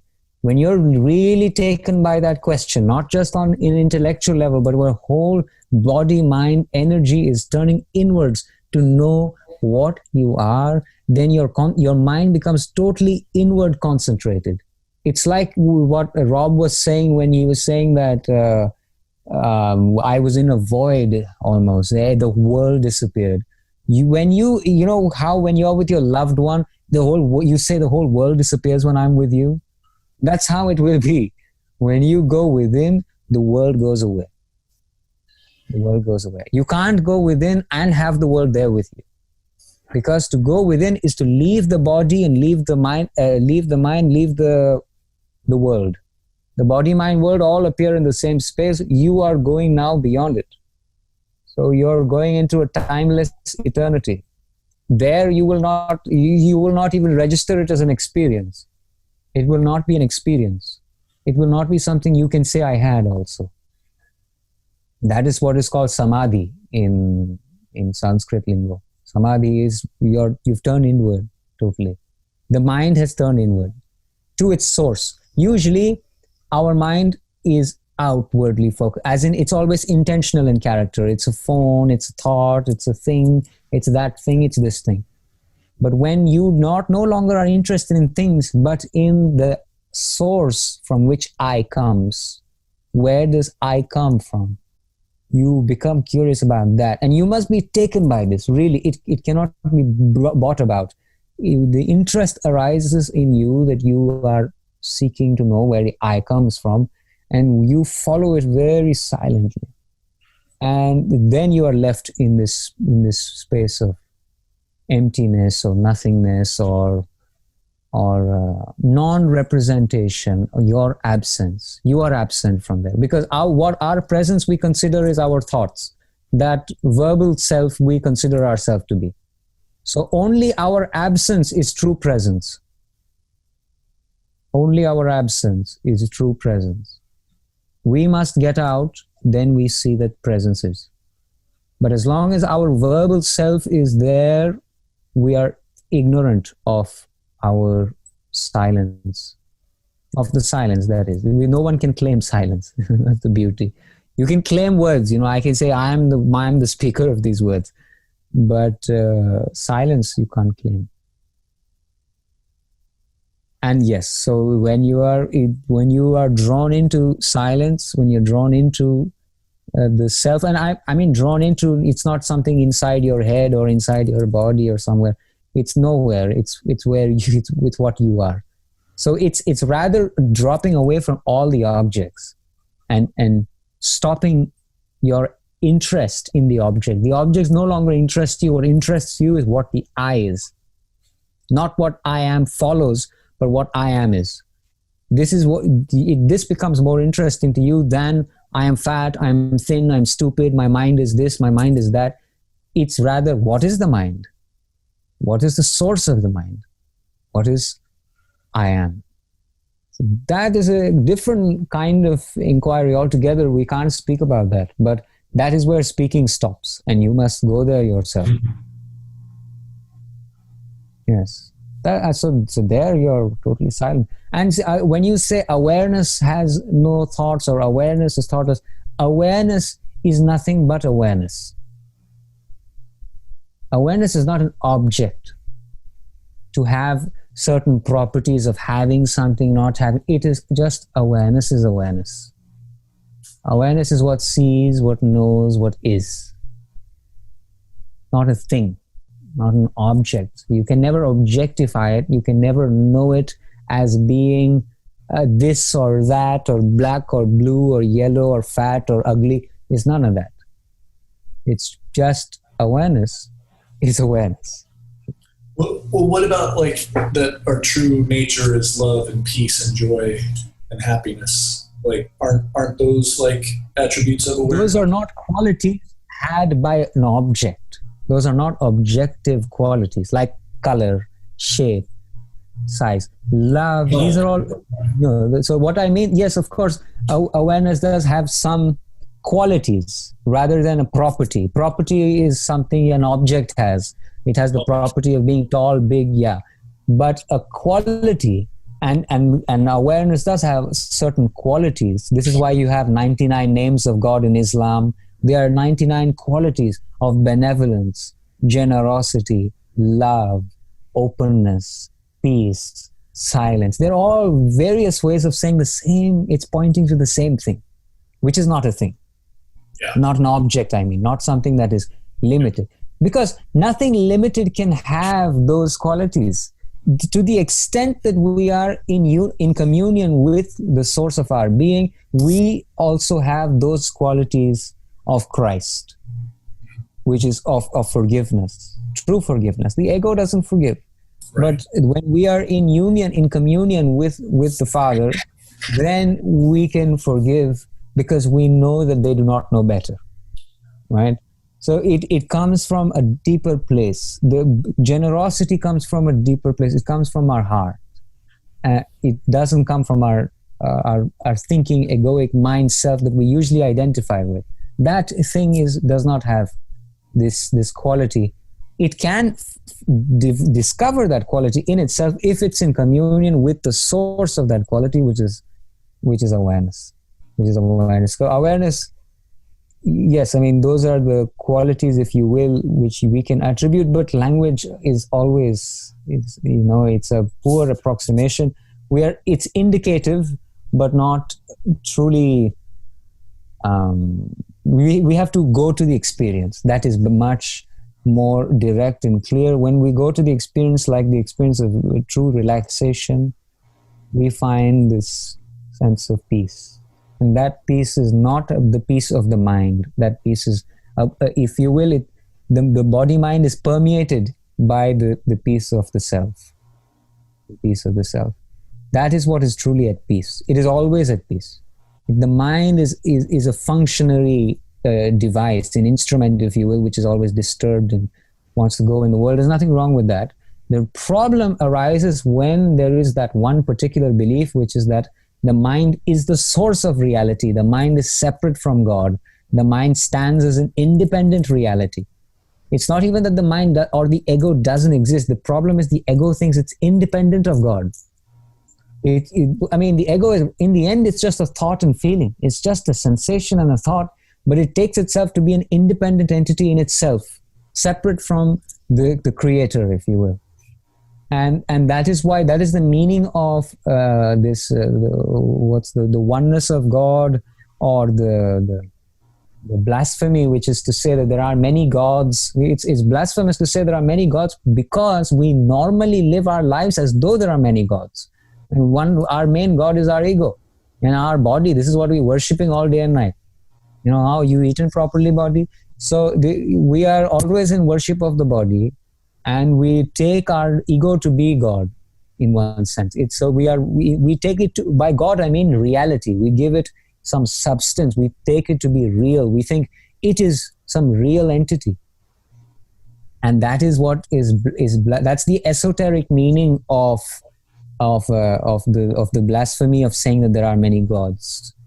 It is to. Because once you take your ego to be a reality in itself, you find that there are many gods. There are many realities. There is reality A, reality B, reality C. We are sitting in different realities in different places. But if we take the source of our being as God, and the ego not to be, is something that is independent of the light, its source and reality, the ground of being, then we are in truth again. We're living from truth again. Yes. There's a really nice Christian thinker called Paul Tillich. Have you ever heard of him? Yeah. Paul Tillich is a brilliant Christian theologian. He would say always that the problem in Christianity was that we always try to imagine God as entity when God was really the ground. He's the ground of being, rather than a being, killer being, ground of existence, of isness, of suchness. Yes.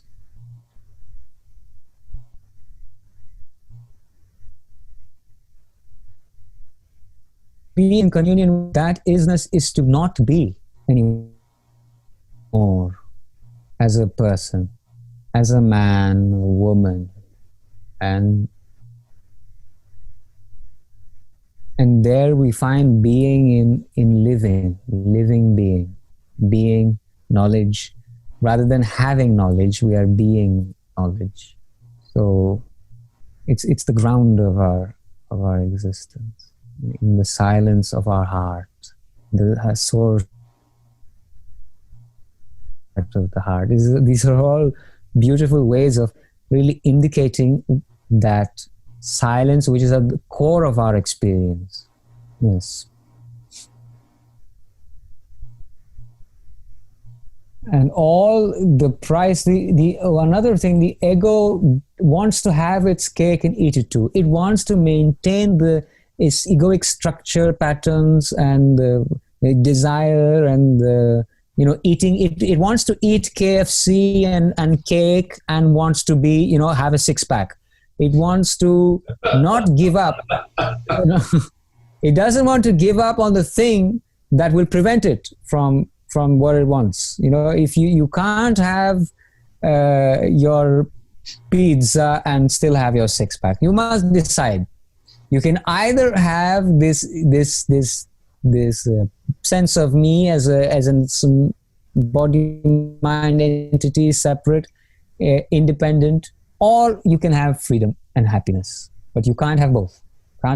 So because a lot of times people get into spirituality and they want to maintain their ignorant lifestyle, but also want to taste a little bit of the higher stuff. They're like, can I be an asshole and at the same time have this deeper understanding? And it's not going to happen. You have to make sacrifices, and the sacrifice that is asked by God is the little self.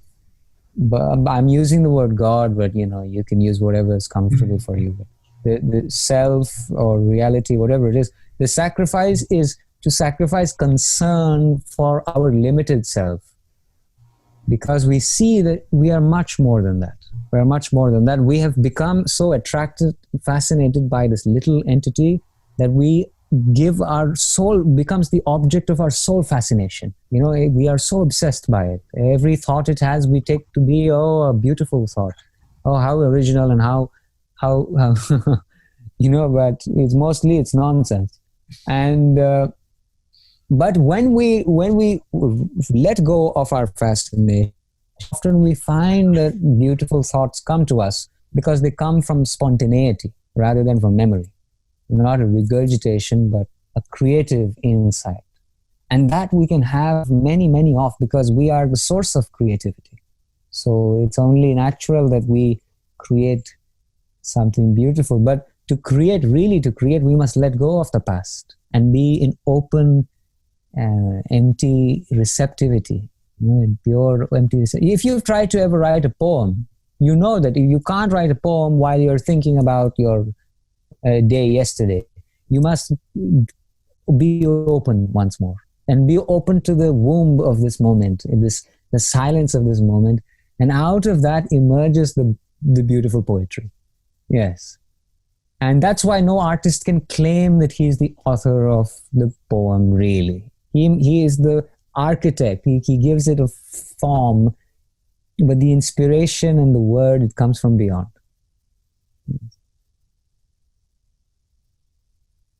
Yes. And that is what touches us, really, in poetry. It's the source of where it comes from.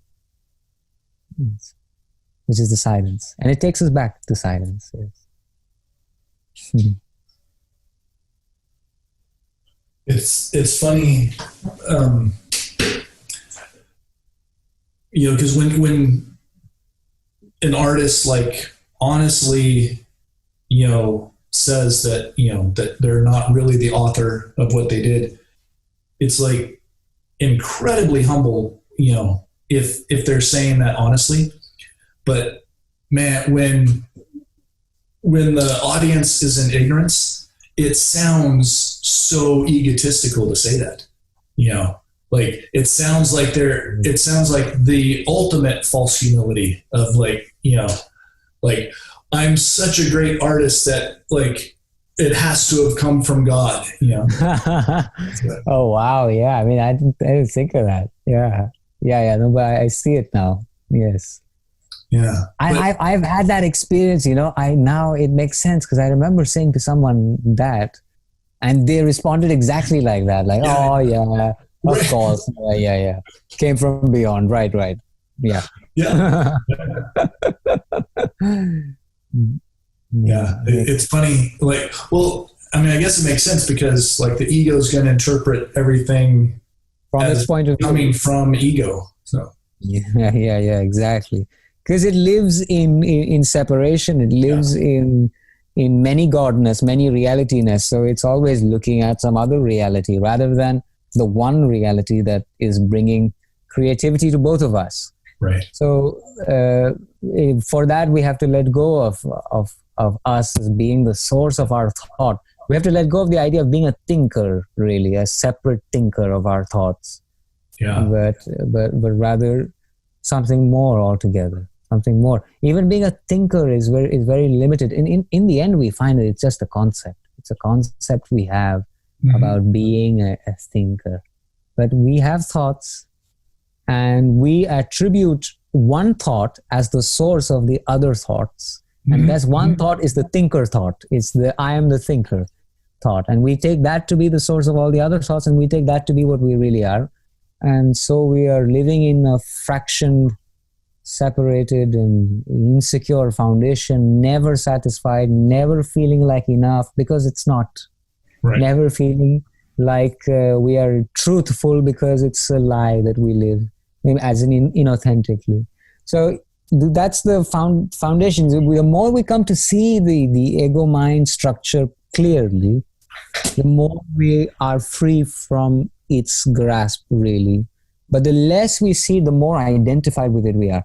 We can't even notice that the thinker is a thought. We are so fused with that thought that we can't even create that space enough. But the more we understand the structure, we see that, yes, we came up when society, when our experience, the world told us we are a person, we take ourselves to be a person.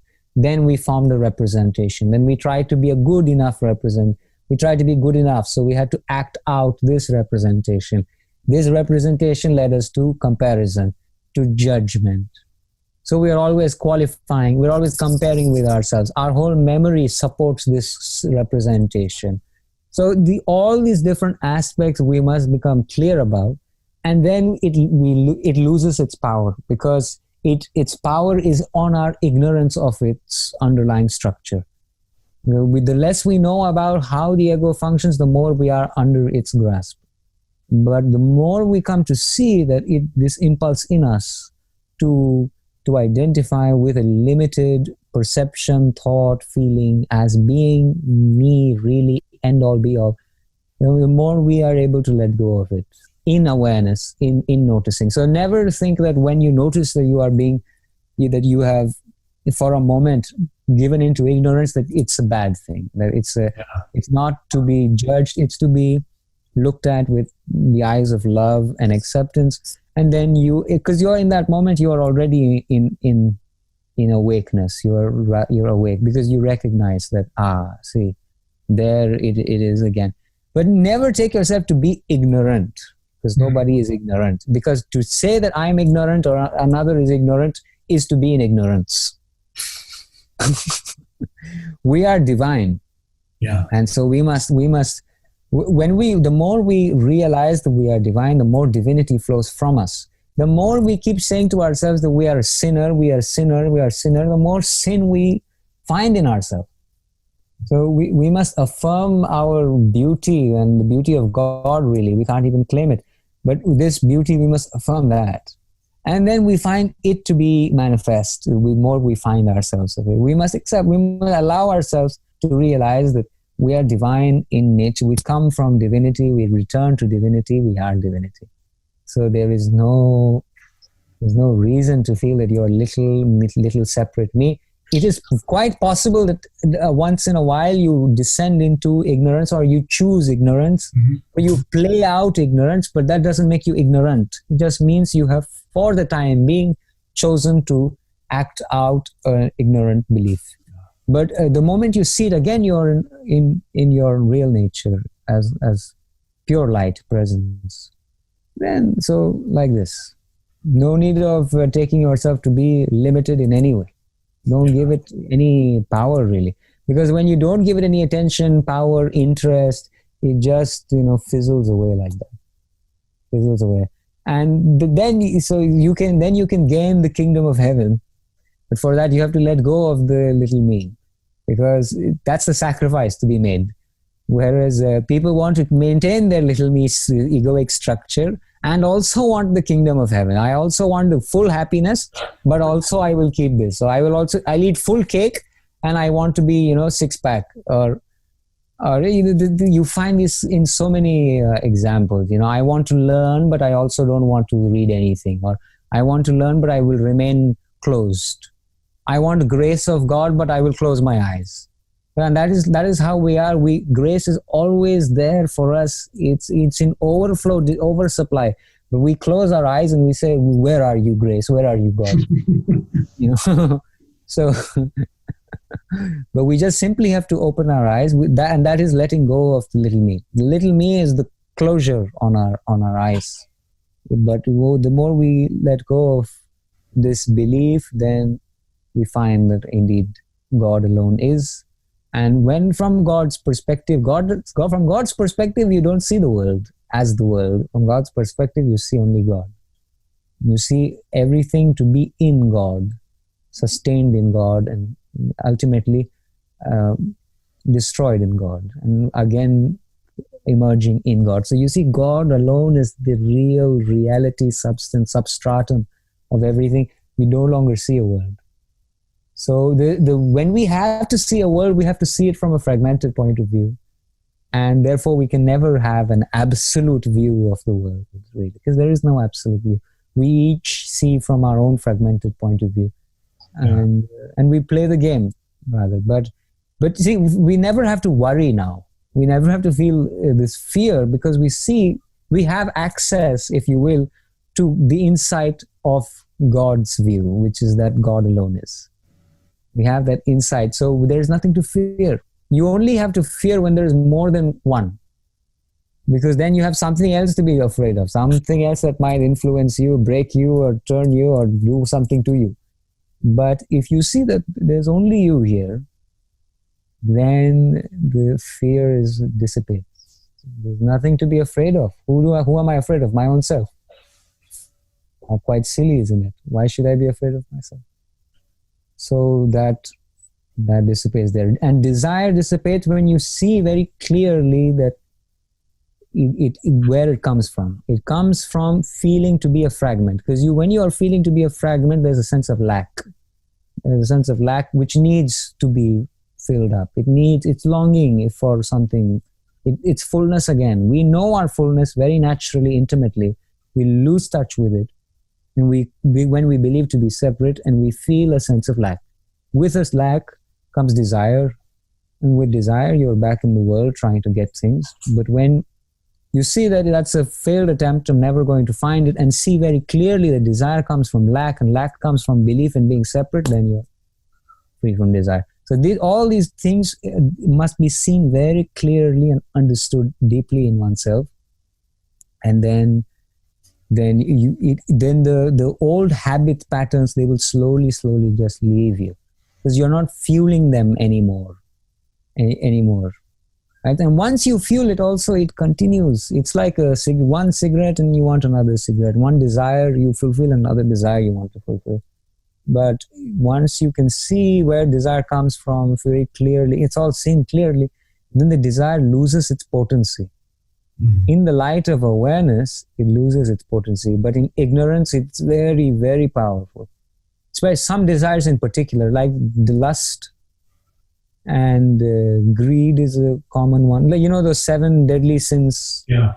They are very representative of the ignorance manifest, which is, lust is, when we lust for someone, we treat them as an object, we treat ourselves as an object. We both are imprisoned by it. That's why it's wrong. Because in the light of awareness, we see that with lust is trying to grasp, get, acquire, possess, and it only happens when we take the other to be an object. So we've taken ourselves to be an object. That means so we are in ignorance there. So lust, you have gluttony, greed. You want to eat as much, even after you're full. You want to keep stuffing yourself. And a lot of people, when they're in sadness, they just want to keep stuffing themselves. And also, if they don't get enough food, they feel a certain fear come up because they identify with the body, and if the body doesn't get its sustenance, they are so afraid because they take themselves to be the body. And in our culture, that's just how it is. We're so identified with the body. What else is there? Gluttony, that is greed, to covet someone else's. These are the old, very old wisdom. It's still relevant. Those things are seen, but the problem is when you take them to be a sin and when you do it, because everyone does it, and when you do it and then you judge yourself, you end up repeating it and you only build more guilt and more sense of being a sinner and guilt with it. So we don't reach the joy of heaven until we can let go of judgment of ourselves as being wrong, as someone who's done something wrong. Just allow for it to be seen and released. That's all. And on a feeling level also, there's so much. Most of these things, they originate in the feeling level. On the gut, you get a sense of being separate, and then you have thoughts of fear and want to run away. But when we can accept feelings also to come up without a judgment, without fear, with fear I mean you don't want to kick it out. Just allow it to come and don't judge it. Don't try to get rid of it. Even Advaita, when some people come to Advaita they want to get rid of their pain. It doesn't help them because they're already coming from a place of fear and desire. And so they won't even be able to recognize what Advaita is saying.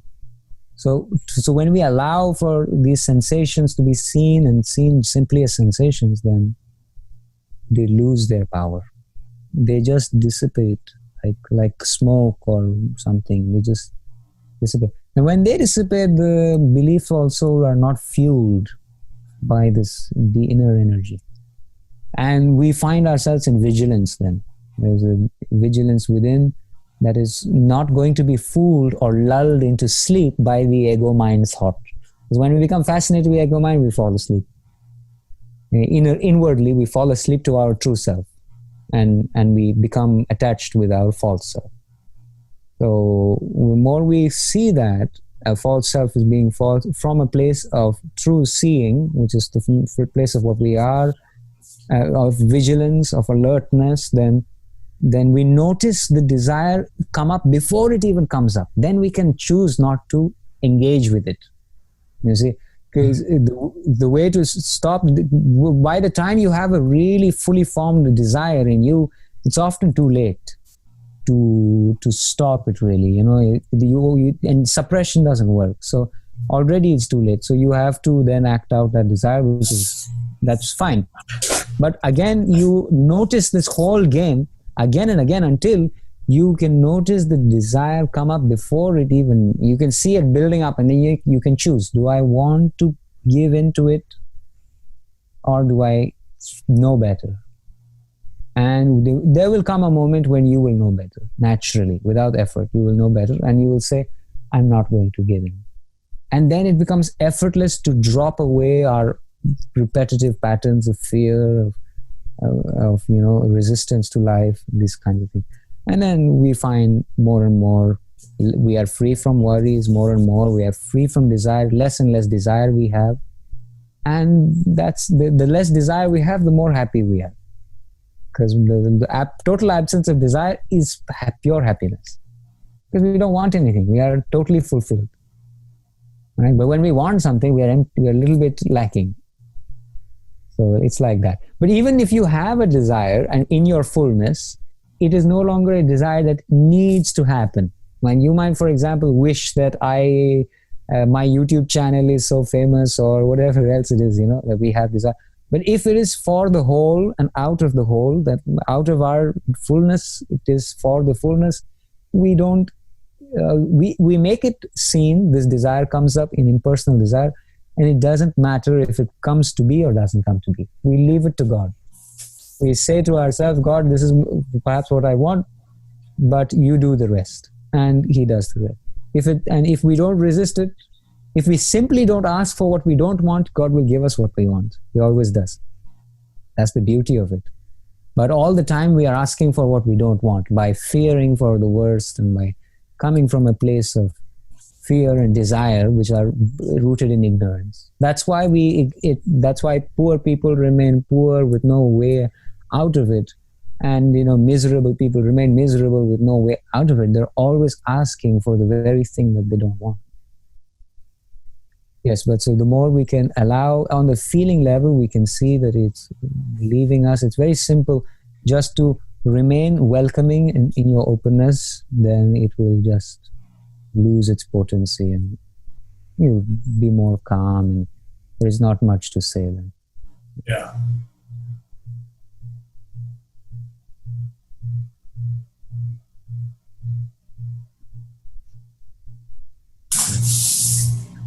I should also probably get going now. I haven't had anything to eat really. I was feeling a little desire for food myself. Yeah. Let's eat, guys. Anyway, yeah. What's the time there? It's 2:40 p.m. over here. So it's just after lunch time, is it? Yeah, we have it. Just after dinner time here. It's 10:40 here. Oh yeah. Shoot. Well, anyways, Joe, thank you so much for your insight. Yeah. And thank you for really hammering on the idea of desirelessness in order to experience happiness. And Rob, thank you so much for being able to share your story about your awakening and also to, add to the whole conversation. And I feel like this whole conversation, the fact that it was like a three-way, it felt it had a communion with it. And it felt like we were a team, expressing, just allowing the words to just come through. And I appreciate, Joe, your deep devotion and also your deep devotion and letting go of the ego and recognizing who we are is not the ego. Like I sense there's this strong, discipline in being like, let's let go of the fucking grip of this ego. And I sense that. And every time you speak, it's like, okay, all right, I'm letting go of the ego right now, Joe. I'm listening to what you're saying, man. And then I do experience that silence. So, thank you to everybody. Thank you for your time. And Rob, thank you for doing this the last minute, man. And thank you. Thank you. Acknowledgement, just acknowledged comment. I was like, you know what, Rob, this energy, this sensation that I'm looking forward to, like, let's bring you along. And when those sensations and when the egoic sensations dissolve, the true sensations, the true sensations feel good, and then you just, you know what I mean. Anyways, thank you so much, you guys. Any last words? Thank you. No, just be happy. And it's natural to you, so you don't have to try very much. And I forgot to refer you by Vishvamitra. Vishvamitra. That's, by the way, my new public name is Vishvamitra. It's a Sanskrit word. Vishva means universe. Mitra means friend. So it's a friend of all, friend of the universe. It came to me, this name, and it wouldn't go away. And I needed some impersonal name for my online activities and all this. Because the moment my personal name comes in, like Shoaib, then people want to know my personal story. And it's not very useful at all. It takes it away from the message. Yeah. So I needed something impersonal. That's why I've chosen Vishvamitra. or Vishvamitra. It's also in Indian cosmology. It's also one of the stars of the Big Dipper. So it's there's 7 stars. One of them is Vishvamitra. It's also the name of an ancient Indian sage. So for all those reasons, I've chosen it now. Yeah, cool. Yeah, but you can call me whatever you want. I mean, this is just my public. I've been calling you Show the whole time. I was like, oh fuck, Vishvamitra. Because Show like is such a it's a name that I've grown a year with, you know. So I just, yeah. No. You guys can call me. Show, man. Yeah. It's my, like I said, it's my public name. It's for all my activities online and with strangers rather. But like friends that know me can call me as the name doesn't matter as long as I know I'm being referred to. Right. Yeah, who cares? Yeah. In non-duality, why do we have names at all? Yeah. Any last words, Rob? No, just thanks for putting this together and including me. This was a blessing. Thank you. All right, bye, you guys. All right. Take care, guys. Okay. Eat.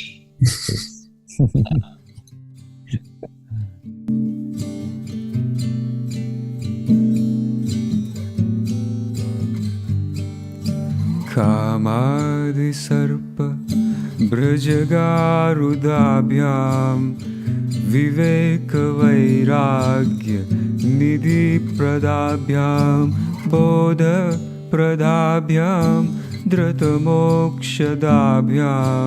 नमो नमः श्री गुरुपादुकाभ्यां बोध प्रदाभ्यां धृतमोक्षदाभ्यां नमो नमः श्री गुरुपादुकाभ्यां नमो नमः श्री गुरुपादुकाभ्यां नमो नमः श्री गुरुपादुकाभ्यां